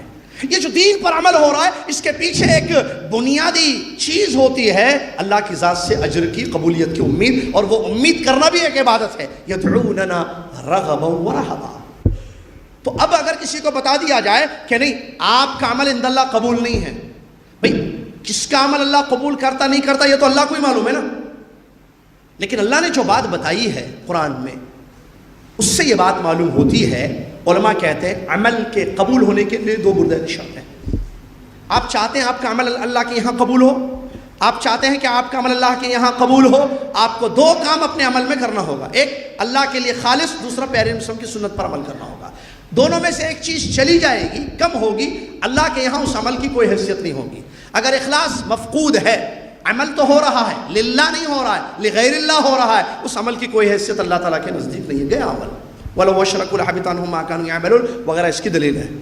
اللہ تعالیٰ فرماتا ہے، حدیث قدسی ہے، من عمل عملا اشرک فیہ معی غیری ترکتہ وشرکہ، جس نے کوئی بھی عمل کیا میرے ساتھ دوسروں کو ملاتا ہے، میں اس کو، اس کے عمل دونوں کو چھوڑ دیتا ہوں۔ معلوم ہوا عمل قبول کروانا ہے تو للہ اخلاص کے ساتھ کرنا ہوگا، ایک چیز۔ دوسری چیز کیا ہے؟ سنت کے مطابق عمل کرنا ہوگا۔ کیوں؟ اللہ کا حکم ہے، اعمال کے قبول ہونے کے لیے شرط ہے۔ دیکھیے آیت سورہ کہف، جمعہ آج تھا نا، جمعہ کے دن سورہ کہف پڑھتے ہیں۔ سورہ کہف کی ایک آخری آیت جو مشہور آیت ہے، اس آیت میں اللہ تعالیٰ کیا فرماتا ہے؟ فَمَنْ كَانَ يَرْجُو لِقَاءَ رَبِّهِ فَلْيَعْمَلْ عَمَلًا صَالِحًا وَلَا يُشْرِكْ بِعِبَادَةِ رَبِّهِ أَحَدًا۔ جس کو اپنے رب سے ملاقات کی امید ہو کہ اللہ سے ملوں، اللہ کے یہاں اجر پاؤں، ثواب ملے، تو 2 کام کرنے ہوں گے۔ فَلْيَعْمَلْ عَمَلًا صَالِحًا، نیک عمل اس کو کرنا ہوگا، وَلَا يُشْرِكْ بِعِبَادَةِ رَبِّهِ أَحَدًا، اور اپنے رب کی عبادت میں کسی کو شریک نہیں کرنا ہوگا۔ 2 شرطیں۔ اب عمل صالح کس کو کہتے ہیں؟ جو عمل بدعت پر ہو، کیا وہ صالح ہے؟ میری نظر میں تو صالح نے اچھا عمل، صالح نے اچھا عمل، کیا اس کی کوئی تفسیر ہے یا آپ کو اچھا مجھے اچھا نہیں، ابا کو بہت اچھا دکھتا تھا یہ، اور گھر میں اکثر یہ ہوتا تھا ہمارے پاس، تو ابا کو اچھا لگا تو وہ اچھا، بھائی ایک مسئلہ ہے نا، اکثر دیکھو اچھا عمل کرو، بولا اللہ اچھا عمل، وہ بولتے نہیں ساتھ قرآن پڑھ لیے لیکن سمجھے نہیں، حدیثیں پڑھ لی لیکن سمجھے، فہم کا جہاں مسئلہ ہے، منہج کا جہاں مسئلہ ہے، سارے پرابلمس وہیں سے نکلتے ہیں۔ میری بات سنیں، تم سمجھے میں کیا بولا تھا؟ ابا بولتے بیٹے کو جاؤ بیٹے جا کے یہ لاؤ وہ لاؤ، وہ مت لانا یہ لانا، بچہ جلدی جلدی میں واٹس ایپ دیکھتے دیکھتے سن لیا ابا کی بات، واٹس ایپ دیکھتے دیکھتے سن لیا، سمجھ رہے ہیں؟ مسجد میں جا رہا واٹس ایپ دیکھ کے جا رہا، عجیب مسئلے ہیں ہمارے، اللہ بچائے اس بلا سے بھی، واٹس ایپ دیکھتے دیکھتے جا رہا، کنکری مار رہا ہے، واٹس ایپ دیکھتے دیکھتے مار رہا ہے، وہ سیلفی الفے کی بھی عجیب مسئلے، اتنا غصہ آتا ہے۔ ابھی پچھلی مرتبہ کہ ہاں عمرہ کر رہا تھا، کیا یہ نبی صلی اللہ علیہ وسلم کا طریقہ ہے؟ اللہ اکبر، اللہ سے ڈرے بھائی، اس بلا سے اپنے آپ ایسے سیلفی لے رہا ہے، پوری دنیا کو بتا دیکھو میں احرام باندھ رہا ہوں، میں جا رہا ہوں، یہ خانہ کعبہ ہے، دیکھو یہ گھوم رہا ہوں، دیکھو میں، بیوی بچوں کو سب کو بتاتا ہے، خالی سیلفیاں سیلفیاں سیلفیاں سیلفیاں سے، خدا کتاب و سنت ایک طرف ہے، اخلاص ختم ہے، نعوذ باللہ، ریا ریا ریا دکھاوا، نعوذ باللہ ساری، احرام باندھ کے دکھاتا، میں دعا کروں ذرا فوٹو لو، اچھی لو، بولتا ہے اچھی فوٹو بناؤ، کنکری مار رہا ہے، فوٹو لو بولتا ہے، فوٹو لو، کنکری مار رہا ہے، کیا ہے یہ عمل؟ استغفر اللہ، للہ کیا بچا پھر؟ سب ادھر ہو گیا پبلک کے لیے، اللہ کے لیے کیا بچا پھر؟ اعمال تو اللہ کے لیے ہونا چاہیے نا، یہ تو سب کے لیے کر دیا، کیا ہے یہ؟ کھلونا ہے، اس کا یوز صحیح کرو، یوزر پر ڈیپینڈ ہے، اللہ سے ڈرو، اس کو دین کے لیے استعمال کرو، ویری گڈ۔ یہ ریاکاری ہے، نعوذ باللہ من ذالک، اللہ اس بلا سے ہمیں محفوظ رکھے۔ میں بتا رہا تھا محترم سامعین، اگر ہم عمل کریں اور سنت کے مطابق وہ عمل نہیں ہوگا تو اللہ کے یہاں اس کی کوئی حیثیت نہیں ہوگی۔ اعمال کو قبول کروانے کے لیے اللہ کے یہاں عمل صالح کی تفسیر، اچھا عمل، ان الذین آمنوا وعملوا الصالحات، بے شک جو لوگ ایمان لائے اور نیک عمل کیے، نیک عمل، اچھا عمل، اب اس کی تفسیر بھی بتا دو، بچے کو سکھا دو تاکہ بدعات سے ہماری معاشرہ پاک ہو جائے۔ بتاؤ کہ عمل صالح کیا ہے؟ اچھا عمل وہ نہیں جو تمہیں اچھا لگ رہا ہے، دین ایسا آزاد نہیں ہے کہ مجھے اچھا لگا، آپ کو اچھا لگا، میں نے اس کو کیا، آپ نے کیا، نہیں میرے بھائی، اچھا عمل وہ ہے جو اللہ کو اچھا لگے۔ عمل صالح کی کیا تفسیر ہے پتہ ہے آپ کو؟ اخلصہ واصوبہ، احسن عمل۔ سورہ ملک کی آیت کو سنیے، اللہ تبارک و تعالیٰ فرماتا ہے تبارک الذی بیدہ الملک وہو علی کل شیء قدیر الذی خلق الموت والحیاۃ لیبلوکم ایکم احسن عملا۔ اللہ اکبر، کہتا ہے اللہ تعالیٰ بابرکت ہے وہ ذات جس کے ہاتھ میں بادشاہت ہے، وہو علی کل شیء قدیر، ہر چیز پر وہ قدرت رکھتا ہے، یہ مت بھولنا، یاد رکھنا۔ میرے بھائیوں، معزز خواتین، ہمارا رب قدیر ہے، ہر چیز پر قدرت رکھتا ہے، اس کو جو پسند ہو وہ کرو، وہ ہر چیز پر قدرت رکھتا ہے، یاد رکھنا۔ اس کو پسند ہے اخلاص، اس کو پسند ہے اتباع رسول، نبی صلی اللہ علیہ وسلم کی سنتوں پر عمل کرو، رب خوش ہوگا، اور وہ جو رب خوش ہوگا وہ قدیر ہے۔ اس کے نام کو یاد رکھنا، زندگی میں دنیا کچھ نہیں بگاڑ پائے گی آپ کا، کیونکہ آپ کے ساتھ آپ کا رب ہے جو القدیر ہے۔ کیا القدیر؟ ہر چیز پر قدرت رکھنے والا، ہر چیز، every thing in this world. ہم اور آپ کی دنیا کی طاقتیں ہر چیز پر قدرت نہیں رکھتی ہیں، جتنی ہے اتنی ہے ان کی قدرت یا طاقت، لیکن ہمارا رب جو عرش پر مستوی، جس نے ہمیں سنتوں کی پیروی کرنے کا حکم دیا اور بدعتوں سے جو ناراض ہوتا ہے، غصہ ہو جاتا ہے، وہ ہر چیز پر قدرت رکھتا ہے، ہر چیز پر قدرت رکھتا ہے۔ آگے اللہ تبارک و تعالیٰ فرماتا ہے الذی خلق الموت والحیات، جس نے موت و حیات کو پیدا کیا ہے نا بھائی، ہم زندہ ہیں، کل ہم مر جائیں گے۔ کتنے لوگ پونا میں کل کو تھے، آج نہیں ہے، پچھلے سال تھے، اس سال نہیں ہے۔ یہ زندگی اور موت کی کشمکش سب کے ساتھ ہے، ہر حی کو میت ہونا ہے، باقی رہے گی سے اللہ تبارک و تعالیٰ کی ذات۔ ہم سب کو جانا ہے اللہ کے پاس، ہم سب کو جانا ہے اللہ کے پاس۔ یہ اللہ نے موت و حیات کی جو کشمکش دنیا میں رکھی ہے، کیا چاہتا ہے ہمارا رب ہم سے؟ کیوں اس نے زندہ کیا، پھر وہ مارتا ہے ہمیں، موت دیتا ہے؟ لیبلوکم ایکم احسن عملا، وہ یہ دیکھنا چاہتا ہے کہ تم میں سے کس کا عمل احسن ہے۔ احسن مطلب زیادہ اچھا، پڑھ لیے لیکن صحابہ کا فہم بھی تو سلف کا فہم ضروری ہے نا بھائی۔ اچھا عمل مطلب کیا؟ دو چیزیں ہیں اس میں۔ فضیل ابن عیاض رحمۃ اللہ علیہ فرماتے ہیں اگر عمل اخلص ہے، اصوب ہے، خالص للہ ہے، سنت کے مطابق ہے تو وہ احسن ہے۔ اگر خالص اللہ ہے لیکن سنت کے مطابق نہیں ہے، احسن نہیں ہے۔ سنت کے مطابق ہے لیکن اللہ کے لیے نہیں کیا جا رہا ہے، تب بھی وہ احسن عمل نہیں ہوگا۔ معلوم ہوا قرآن کی آیتوں میں جو احسن عمل، عمل صالحا یا اعملوا صالحا یا عملا صالحا، صالحات، یہ جو الفاظ ہمیں قرآن کی آیتوں میں ملتے ہیں نا، جس کا معنی اچھا نیک عمل، اچھا عمل، اس کی تفسیر یہ ہے کہ اس عمل میں 2 چیزیں ہونا ضروری ہے، سنت کے مطابقت ہونا اور اللہ کے لیے خالص ہونا۔ اگر سنت کے مطابق نہیں ہے، بدعت پر وہ عمل ہو رہا ہے، آپ کو بے شک اچھا لگے، پوری بستی کو، گاؤں کو اچھا لگے، پورے ملک والوں کو، بستی علاقہ خاندان والوں کو اچھا لگے، لیکن اللہ کی نظر میں اس کی کوئی حیثیت نہیں ہے، وہ عمل صالح نہیں ہوگا۔ لہٰذا جب عمل صالح نہیں ہوگا تو قبول بھی نہیں ہوگا۔ فَمَنْ كَانَ يَرْجُو لِقَاءَ رَبِّهِ فَلْيَعْمَلْ عَمَلًا صَالِحًا، شرط رکھی گئی ہے، اگر امید ہے، چاہتے ہو کہ اللہ کے یہاں اجر ملے، تو پھر اپنے عمل کو سنت کے مطابق کرو اور اپنی عبادتوں میں اللہ تبارک و تعالیٰ کے ساتھ کسی کو نہیں ملانا۔ سمجھ میں آیا میرے بھائی؟ لہٰذا بدعت سے اپنے آپ کو بچائیں۔ حدیث سے دیکھیں، بہت ساری حدیثیں موجود ہیں یا سلف کے واقعات موجود ہیں، میں چند آپ کے سامنے رکھتا ہوں۔ عیدگاہ میں ایک مرتبہ، عیدگاہ میں عبداللہ بن عمر کی تقریباً روایت ہے، عیدگاہ میں جو ہے آپ کو پتہ ہے، عیدگاہ ہر جگہ دیکھیے سنت سنت سنت کی اہمیت دیکھیے۔ ہاں، اگر بدعت پر عمل ہوگا تو قبول نہیں ہوگا، اس کی کچھ مثالیں آپ کے سامنے رکھتے ہوئے میں امام سفیان رحمۃ اللہ علیہ کی جو پیاری بات میں نے شروع میں بیان کی اس کی بھی وضاحت کروں، وہ بہت اہم بات ہے وہ بھی، ٹھیک ہے۔ مثال دیکھیے، عبداللہ بن عمر رضی اللہ عنہ نے ایک آدمی کو دیکھا جو عیدگاہ میں جو ہے رکعت باندھنا چاہا، 2 رکعت پڑھنے کی نیت اس نے کی ہے، 2 رکعت وہ پڑھنا چاہ رہا تھا۔ آپ کو پتہ ہے عید کی نماز جو ہم پڑھتے ہیں اس سے پہلے اور اس کے بعد کوئی سنت نہیں ہے۔ نبی صلی اللہ علیہ وسلم کا طریقہ یہ ہے، اس میں اذان نہیں دی جاتی ہے، اقامت نہیں ہوتی، آپ کو پتہ ہے یہ طریقہ نبوی ہے صلی اللہ علیہ وسلم، یہ اللہ کے نبی صلی اللہ علیہ وسلم کا طریقہ ہے۔ تو نبی صلی اللہ علیہ وسلم کے طریقے پر اس نے عمل نہیں کیا، وہ جو ہے کھڑا ہوا 2 رکعت نماز پڑھنے کے لیے، تو عبداللہ بن عمر نے اس کو روک دیا، کہا کہ یہ کیا کر رہے ہو تم؟ تو اس نے کہا کہ کیا 2 رکعت پڑھنے کی وجہ سے مجھے عذاب ہوگا؟ میں 2 رکعت پڑھ رہا ہوں، آپ مجھے 2 رکعت پڑھنے سے روک رہے ہو، کیا اس کی وجہ سے اللہ تعالیٰ عذاب دے گا کیا؟ کہا کہ نہیں، اس کی وجہ سے تو نہیں دے گا، لیکن تم سنت کی مخالفت کر رہے ہو اس لیے دے گا، اور سنت یہ ہے کہ اس وقت 2 رکعت پڑھنی نہیں ہے، صرف 2 رکعت عید کی نماز ہے، اس سے پہلے سنت قبلیہ یا بعدیہ نہیں ہے۔ امام مالک رحمۃ اللہ علیہ کا مشہور واقعہ ہے، ایک آدمی جو ہے، آپ کو پتہ ہے مدینے والے ماشاءاللہ یہاں سے فلائٹس مدینہ بھی اترتی ہیں، لوگ جو ہے حج کرتے ہیں، عمرہ کرتے ہیں، تو مدینہ اگر ہم چلے جائیں تو احرام کہاں سے باندھنا ہے چاچا؟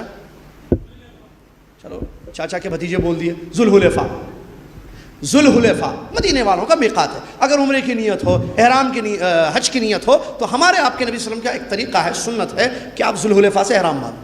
اب یار علی ذوالحلیفہ مشہور ہے، وہاں مسجد بنائی ہوئی ہے، چلیے، تو اگر اس کو چھوڑ کر کسی اور جگہ سے احرام باندھیں گے تو سنت کی مخالفت ہوگی ہے، پھر جسے بدعت ہے، مخالفت ہے سنت کی۔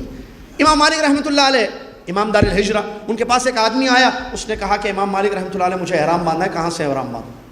تو امام مالک رحمۃ اللہ علیہ نے بیان فرمایا، جہاں سے پیارے رسول نے احرام باندھا ہے، جو سنت ہے، جاؤ ذوالحلیفہ سے احرام باندھو۔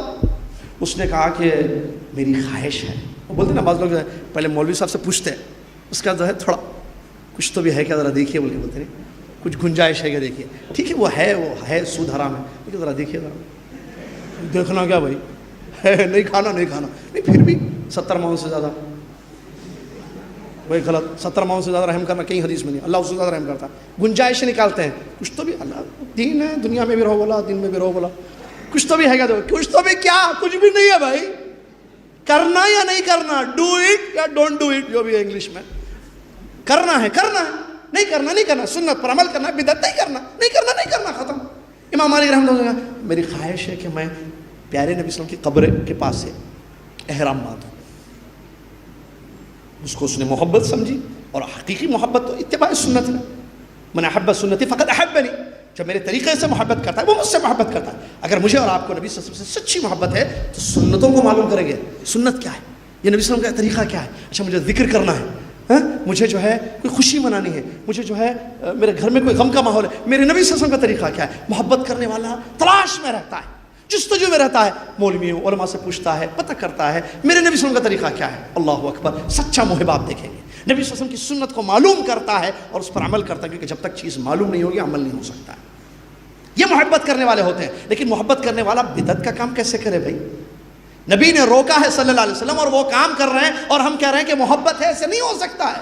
قل ان کنتم تحبون اللہ فاتبعونی یحببکم اللہ ویغفر لکم ذنوبکم، اگر تمہارا دعویٰ ہے محبت کا تو محمد صلی اللہ علیہ وسلم کی اتباع کرو، اللہ کہہ رہا ہے، محمد الرسول اللہ صلی اللہ علیہ وسلم کی اتباع کرو، اللہ تم سے محبت کرے گا۔ معلوم ہوا فائدہ، سنت پر عمل کرنے سے اللہ کے محبوب بندے بن جائیں گے۔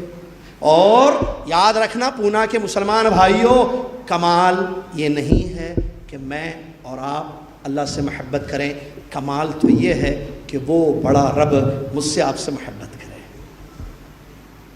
اللہ کے محبوب بننے کا ایک طریقہ سنت پر عمل کریں۔ معلوم ہوا اس آیت کریمہ سے کہ اگر میں اور آپ سنت رسول پر عمل کریں گے یحببکم اللہ، اللہ کی محبت ہمیں مل جائے گی، تو بڑی نعمت ہے۔ وَيَغْفِرْ لَكُمْ ذُنُوبَكُمْ، اور ایک فائدہ سنت پر عمل کرنے کا، بخششیں ہوں گی ہماری۔ بخشش کی امید ہوتی ہے نا، بخشوانا۔ کیسے بخشوانا؟ ہمارے پاس ایک طریقہ ہے بخشوانے کا، پیارے نبی صلی اللہ علیہ وسلم کی اتباع کرو، بخش دیے جاؤ گے۔ نبی صلی اللہ علیہ وسلم کے طریقے تھا۔ اس کا مفہوم مخالف کیا ہے؟ اگر کوئی بدعت کرے گا اللہ اس سے محبت کرے گا، سنت کرنے والوں سے اتباع، سنت پر عمل کرنے والوں سے محبت کرے گا، بدعت کرنے والوں سے اللہ محبت کرے گا نہیں نا؟ کیوں؟ کیونکہ اتبعونی قل ان کنتم تحبون اللہ فاتبعونی یحببکم اللہ، اتباع ہوگی تو محبت ہوگی اللہ کی، اگر ابتداع بدعت ہوگی تو پھر محبت نہیں ہوگی، غصہ ہوگا اللہ۔ اچھا وَيَغْفِرْ لَكُمْ ذُنُوبَكُمْ، وہ بھی نہیں ہوگا۔ بہرحال آئیے امام مالک رحمۃ اللہ نے کیا جواب دیا، کیسے سمجھایا اس کو ذرا سنیں۔ امام مالک رحمۃ اللہ نے کہا کہ سنو، احرام وہاں سے باندھو جہاں نبی صلی اللہ علیہ وسلم کی سنت ہے، جو طریقہ ہے۔ اس نے کہا نہیں، میری خواہش لائے، خواہشات شریعت کے تابع ہوں گے سنت کے، یا سنت خواہشات کو فالو کرے گی؟ سمجھنے والے بات، خواہشات سنت کے تابع ہوں گی یا سنت کے تابع خواہشات ہوں گی؟ جو بھی سمجھ گئے نا؟ خواہش کی اتباع کرے، خواہشات کی اتباع کی جائے گی یا سنت کی اتباع کی جائے گی؟ باٹم لائن سنت۔ خواہشات کو سنت کے تابع رکھو، سنت ہے تو کرو، خواہش اپنی جگہ۔ پیارے نبی صلی اللہ علیہ وسلم کا طریقہ سب سے اونچا ہے، احسن طریقہ ہے۔ خطیبوں کے خطبے کے جملے میں ہم نہیں بھولتے ہیں احسن الہدی ہدی محمد صلی اللہ علیہ وسلم، سب سے اچھا طریقہ محمد صلی اللہ علیہ وسلم کا طریقہ، بولتا پھر بدعت کرتا۔ ارے جو بول رہا وہ کر رہے، لِمَ تَقُولُونَ مَا لَا تَفْعَلُونَ كَبُرَ مَقْتًا عِندَ اللَّهِ أَن تَقُولُوا مَا لَا تَفْعَلُونَ، بولتے ہو کرتے نہیں ہو، اللہ کے یہاں بہت بڑی بات ہے یہ، وہ بولتے ہو کرتے نہیں ہو تم۔ سب سے اچھا طریقہ محمد صلی اللہ علیہ وسلم کا طریقہ۔ نبی امام مالک رحمۃ اللہ علیہ اور عالم ہے، امام دار الہجرہ، سمجھا رہے ہیں۔ اس نے کہا دیکھیے میں آپ سے کہہ رہا ہوں قبر کے پاس سے باندھو، آپ کہہ رہے ہو وہاں سے باندھنا، دونوں میں کتنا فرق ہے؟ اب دوسرے اینگل سے آیا، تھوڑے میل کا تو فرق ہے، چند کلومیٹر تو ہیں، پھر کیوں آپ اصرار کر رہے ہیں کہ وہاں سے باندھو، وہ سنت میں یہاں سے باندھ رہا ہوں، تھوڑا تو ہے۔ اب امام مالک رحمۃ اللہ علیہ فرماتے ہیں میں ڈرتا ہوں کہ اللہ تعالیٰ تمہیں کسی فتنے میں مبتلا نہ کر دے، کسی فتنے میں، اور فتنے کی تفسیر مسند احمد کی ایک حدیث میں ہے کہ شرک نہ ہو جائے، شرک میں مبتلا، اور شرک میں مبتلا ہو گیا انسان تو برباد ہو جائے گا۔ انہ من یشرک باللہ فقد حرم اللہ علیہ الجنہ ومأواہ النار۔ امام مالک رحمۃ اللہ علیہ نے آیت پڑھی اور یہ بات بیان فرمائی، آیت کی روشنی میں اللہ تعالیٰ فرماتا ہے فَلْيَحْذَرِ الَّذِينَ يُخَالِفُونَ عَنْ أَمْرِهِ ان تصیبہم فتنہ او یصیبہم عذاب علیم۔ ڈرنا چاہیے ان لوگوں کو، ڈرنا چاہیے ان لوگوں کو جو پیارے نبی صلی اللہ علیہ وسلم کی مخالفت کرتے ہیں، سنت پر نہیں چلتے، اس کے اپوزٹ جاتے ہیں۔ کس بات سے ڈرنا چاہیے؟ کسی فتنے میں مبتلا نہ ہو جائیں یا دردناک اللہ کی طرف سے عذاب نہ آ جائے۔ پیارے امام مالک رحمۃ اللہ کہتے ہیں یہ آیت پڑھ کر میں تم سے کہہ رہا ہوں وہاں سے باندھو احرام، اور تم یہاں سے باندھنے کی بات کر رہے ہو، میں ڈرتا ہوں کہ تمہیں کسی فتنے میں مبتلا نہ کیا جائے یا دردناک عذاب تم پر نازل ہو جائے۔ عراق کی جامع مسجد میں ایک مشہور واقعہ ہوا، اس کو بیان کرتے ہوئے آگے میں آپ کے سامنے کچھ اور باتیں پیش کروں جو کہ مختصر ہیں، 10 منٹ میرے باقی رہ گئے بس۔ عراق کی جامع مسجد میں عمرو بن عاص رضی اللہ عنہ کا دور ہے، عبداللہ بن مسعود رضی اللہ عنہ جیسے صحابہ، عبداللہ بن مسعود رضی اللہ عنہ صحابی، اور کیا کہتے ہیں عمرو بن عاص رضی اللہ عنہ صحابی، یہ صحابہ کا دور ہے۔ عراق کی جامع مسجد میں لوگ بیٹھ کر ذکر کر رہے تھے، حلقے بنائے ہوئے تھے۔ مثال دے رہا ہوں سمجھنے کے لیے، دیکھیے سنت کی اہمیت ہمیں جو صحابہ نے سمجھے اور سمجھایا۔ صحابہ کے دور میں وہ لوگ اس مسجد میں بیٹھے ہوئے تھے اور ایک آدمی سب سے پڑھا رہا تھا ذکر۔ کیا ذکر؟ ہللو میاں، کبرو میاں، سبحو میاں، لا الہ الا اللہ پڑھو 100 مرتبہ، اللہ اکبر پڑھو 100 مرتبہ، سبحان اللہ پڑھو 100 مرتبہ۔ سارے لوگ سبحان اللہ سبحان اللہ سبحان اللہ پڑھ رہے تھے، بیجوں پر بھیجے تھی، پڑھ رہے تھے عراق کی جامع مسجد میں۔ لا الہ الا اللہ ایک آدمی پڑھا رہا ہے، سب مل کے پڑھ رہے ہیں، سمجھ میں 100 مرتبہ پڑھو بول رہا ہے، وہ سب 100 مرتبہ پڑھ رہے ہیں۔ لا الہ الا اللہ پڑھنا، سبحان اللہ پڑھنا، اللہ اکبر پڑھنا صحیح ہے یا غلط ہے؟ ایسا غلط ہے؟ صحیح ہے، تسبیح ہے، یہ تو ذکر ہے، اللہ کی عبادت ہے، صحیح ہے۔ اب صحیح ہے نا؟ صحیح ہے۔ اب دیکھیے عمرو بن عاص رضی اللہ عنہ نے دیکھا، دوڑتے ہوئے اب عبداللہ بن مسعود رضی اللہ عنہ کے گھر گئے، کہا کہ ذرا چلو مسجد میں ایک نئی چیز ہو رہی ہے۔ نئی چیز انڈر لائن، نئی چیز کیوں بولے؟ گئے کیوں؟ جب چیز صحیح ہو رہی تھی تو گئے کیوں؟ عمرو بن عاص رضی اللہ عنہ گئے، چلیے گئے اور جا کر ان کو بلایا، وہ آئے، انہوں نے دیکھا، کہا کیا کر رہے ہو یہ؟ کہا کہ ہم ذکر کر رہے ہیں، ہم خیر چاہتے ہیں، نیکی کے لیے کام کر رہے ہیں۔ انہوں نے کہا کہ کم من مرید للخیر لم یصبہ، خیر چاہتے تو بہت ہیں لوگ، سب کو نہیں ملتا، جو چاہتا ہے وہ ملتا ہے اس کو۔ خیر کا راستہ ہے، اس پر چلنا ہوگا تو خیر ملے گا۔ آپ صرف چاہتے ہیں اور راستہ آپ کا خیر کا نہیں ہے، خیر کا راستہ آپ نے نہیں اپنایا ہے، خیر اللہ کے ہاں اجر ہے اور راستہ اس کا سنت ہے۔ آپ سنت پر عمل کرو گے تو خیر ملے گا آپ کو۔ آپ سنت چھوڑ کر خیر کی امید رکھتے ہو تو کیسے خیر ملے گا آپ کو؟ اس کے بعد مختلف روایت کہا تم اپنے گناہوں کو گن لو، تم اپنے گناہوں کو گن لو، تم نے جو نیکیاں کی ہیں اس کی ضمانت ہے اللہ کے پاس، اللہ کے یہاں وہ محفوظ ہے، اپنے گناہوں کو گن لو صرف۔ پھر اس کے بعد کہا کہ ہم کیا کر رہے ہیں، ہم تو اچھا کام کر رہے ہیں۔ اچھا کام نہیں ہے کیا؟ ابھی صحابہ کی زندگیاں ختم نہیں ہوئی، تم نے دین میں نئی چیز شروع کر دی، آنے والوں کے لیے ایک گمراہی کا راستہ کھول رہے ہو، گمراہی کا مفتتحو باب الضلالہ، تم گمراہی کا دروازہ ان لوگوں کے لیے کھول رہے ہو۔ پھر اس کے بعد ان کو مسجد سے نکال دیا۔ سوال، لا الہ الا اللہ پڑھنا عبادت ہے، اس کی فضیلت میں حدیثیں موجود ہیں۔ سوال، سبحان اللہ پڑھنا، دوسری بات سبحان اللہ پڑھنا فضیلت ہے، ذکر ہے، اس کے متعلق حدیثیں موجود ہیں، صحیح ہیں ان کی۔ اللہ اکبر، لا الہ الا اللہ پڑھنا عبادات ہیں، یہ زبان سے اللہ کا ذکر ہے۔ اچھا، لا الہ الا اللہ 100 مرتبہ پڑھنے پر بھی حدیث موجود ہے، لا الہ الا اللہ کو 100 مرتبہ پڑھنے پر بھی حدیث ہے۔ پھر کیوں انکار کیا یہاں پر انہوں نے؟ عمرو بن معاص، عبداللہ بن مسعود، انہوں نے کیوں منع کیا ان کو، کیوں روکا؟ اس لیے کہ طریقہ سنت کے مطابق نہیں تھا۔ پڑھ رہے تھے لا الہ الا اللہ، لا الہ الا اللہ، نبی صلی اللہ علیہ وسلم نے پڑھا، من قال لا الہ الا اللہ پڑھنا 100 مرتبہ پڑھو، آپ پڑھو، لیکن آپ سب کو پڑھوا رہے ہو بیچوں پر، یہ طریقہ نبی صلی اللہ علیہ وسلم کا طریقہ نہیں ہے۔ سبحان اللہ پڑھو، آپ جتنی مرتبہ پڑھ جائے پڑھو، لیکن آپ نے محدود کر دیا، ایک طریقہ اپنایا، اور وہ طریقہ نبی صلی اللہ علیہ وسلم کا چھوڑا ہوا طریقہ یا بتایا ہوا طریقہ نہیں تھا، تو اس کا مطلب پھر یہ چیز صحیح نہیں ہوگی۔ ہم اپنے میں نے شروع میں ایک پوائنٹ کیا، عبادات اپنی مرضی سے شروع نہیں کر سکتے، اس کے لیے دلیل چاہیے۔ جہاں چیز عام ہے عام کریں گے، آپ خاص کریں گے، جیسے چیز کو آپ نے تعداد کو خاص کر دیا، مثال دے کر سمجھا رہا ہوں باتوں کو، آپ نے ایک عمل کو جس کو خاص نہیں کیا گیا تھا، آپ نے اس کے طریقے کو خاص کر لیا، گنتی نہیں مقرر کی گئی تھی شریعت میں، آپ نے گنتی کو خاص کر لیا، جگہ نہیں مقرر کی گئی تھی شریعت میں، اس کے لیے جگہ ایک بتائی گئی تھی، آپ نے وہ جگہ چھوڑی اور دوسری جگہ وہ چیز شروع کر دی، تو اس طریقے سے جو ہے تقرب اللہ تبارک و تعالیٰ کا حاصل کرنا صحیح نہیں ہوگا۔ لہٰذا بات کی اہمیت کو سمجھیں، معلوم ہوا کہ نبی صلی اللہ علیہ وسلم کے طریقے پر ہی اللہ کی عبادت کی جائے گی، نبی صلی اللہ علیہ وسلم نے طریقہ سکھا دیا۔ جہاں ذکر عام ہے آپ عام ذکر کیجئے، جہاں خاص ذکر ہے جیسے آپ کو معلوم ہے خاص ذکر بتایا گیا ہے، جیسے فرض نماز کے بعد آپ تسبیحات پڑھتے ہیں، لا الہ الا اللہ محمد ہے نا، سبحان اللہ الحمدللہ 33 مرتبہ پڑھتے ہیں نا، 33 مرتبہ پڑھنا حدیث سے ثابت ہے، فرض نماز کے بعد پڑھنا حدیث سے ثابت ہے، آپ پڑھیے، یہ سنت ہے۔ لیکن اگر اس 33 کو چھوڑ کر آپ 35 25 کرتے ہیں یا 45 کرتے ہیں تو یہ مخالفت ہو رہی ہے پہلے یہاں پر۔ تو اس طریقے سے جو ہے اللہ کا تقرب حاصل نہیں کیا جائے گا۔ اللہ کا تقرب حاصل کرنے کے لیے ضروری ہے کہ ہم سنت کے طریقے پر عمل کریں۔ امام سفیان رحمۃ اللہ علیہ کا ایک بہت اچھا قول میں نے آپ کے سامنے بیان کیا تھا، اس کی وضاحت بہت اہم ہے تاکہ یہ موضوع سمجھنے میں ہمارے لیے مزید آسانی ہو۔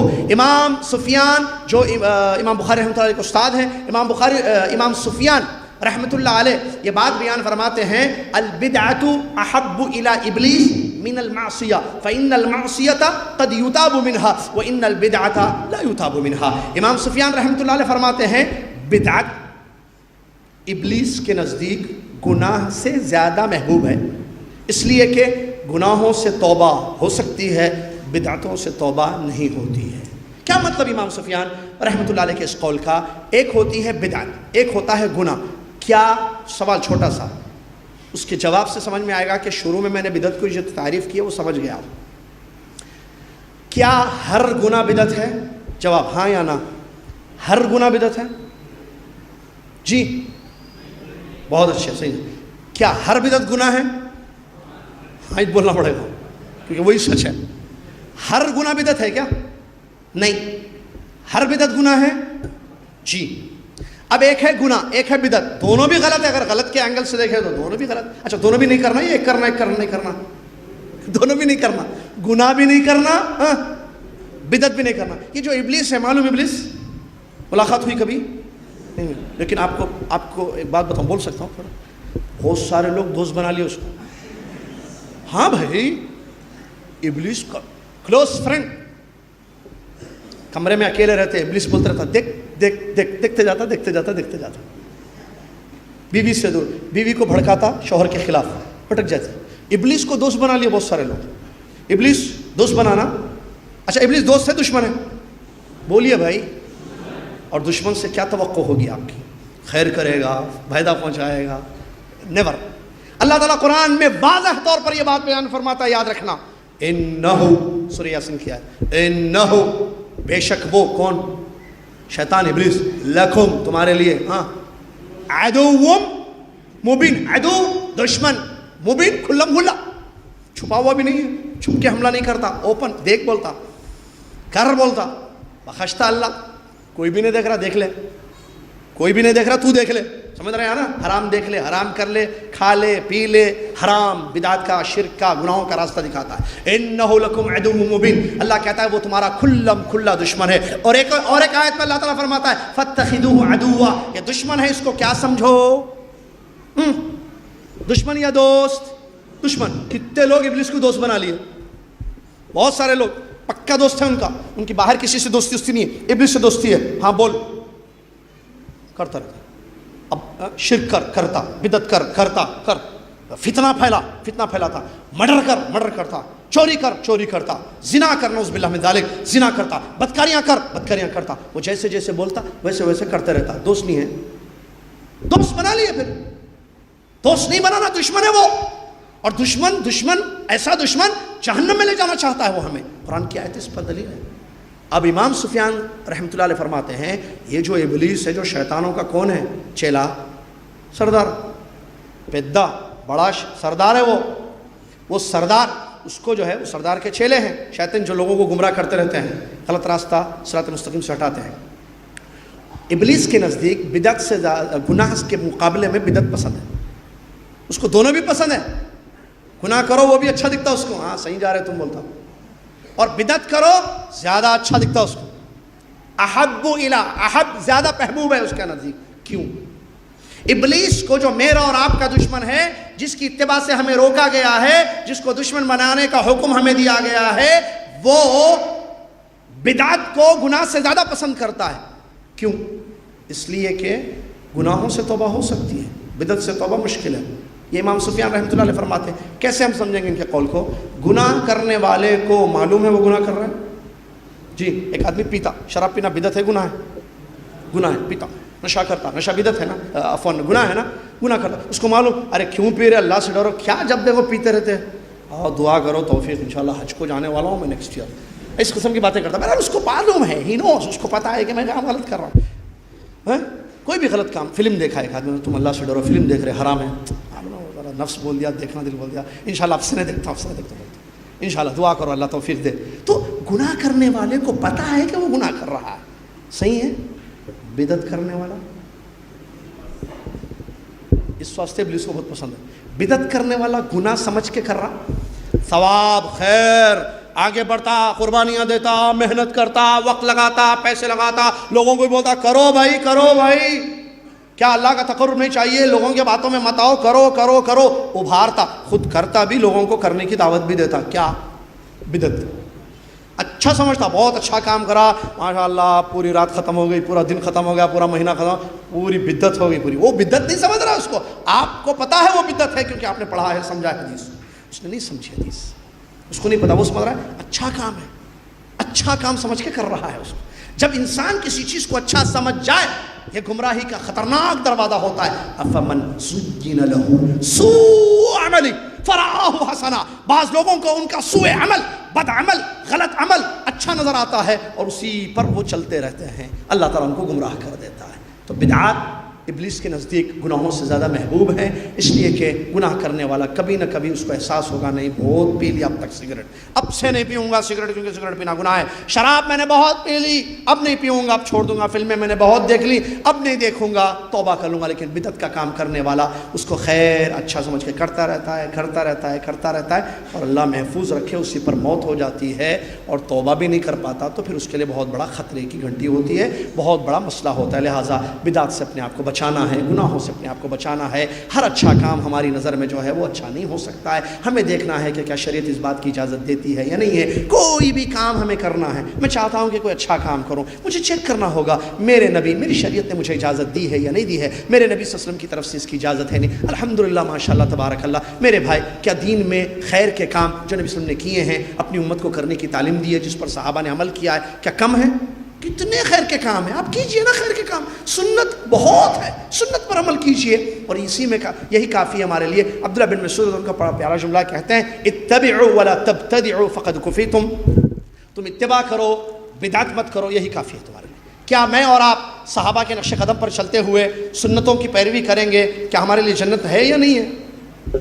کیا ضرورت بدعت کی؟ لہٰذا بدعت سے اپنے آپ کو بچائیے۔ یہ جو ہے دیمک کے جیسے جو ہے، جس سے دیمک لکڑی کو کھا جاتی ہے، ختم کر دیتی ہے، اس طریقے سے اسلام کا اصل ڈھانچہ، اصل صورت جو ہے ختم ہو جا رہی ہے۔ اب لوگ بدعت ہی کو سنت سمجھنے لگے ہیں، اور یہ بہت بڑا خطرہ ہوتا ہے کہ آدمی غلطی کو صحیح سمجھ کے عمل کرتا جا رہا ہے، جیسے کہ امام سفیان رحمۃ اللہ نے بیان کر دیا۔ لہٰذا سنتوں کو پہچاننا، بدعتوں کو پہچاننا ضروری ہے۔ سنت کو معلوم کریں گے تب جا کے سنت پہ عمل ہوگا۔ بھائی آخری بات میری ختم کر رہا ہوں میں 1 منٹ میں۔ اگر مجھے اور آپ کو نہیں معلوم کسی عمل میں، بھائی مجھے ذکر کرنا ہے، مجھے اللہ، بھائی میرے گھر میں جو ہے والد صاحب کا انتقال ہو گیا، دادا کا انتقال ہو گیا، میں سنت کیا ہے، میں والد صاحب کو جو ہے ثواب پہنچانا چاہتا ہوں، اجر پہنچانا چاہتا ہوں، تو سنت کیا ہے اب پتہ کیجئے، نبی صلی اللہ علیہ وسلم کے طریقے دیکھیے، آپ دیکھیے سنت کیا ہے، آپ عمل کیجئے، ختم ہے مسئلہ۔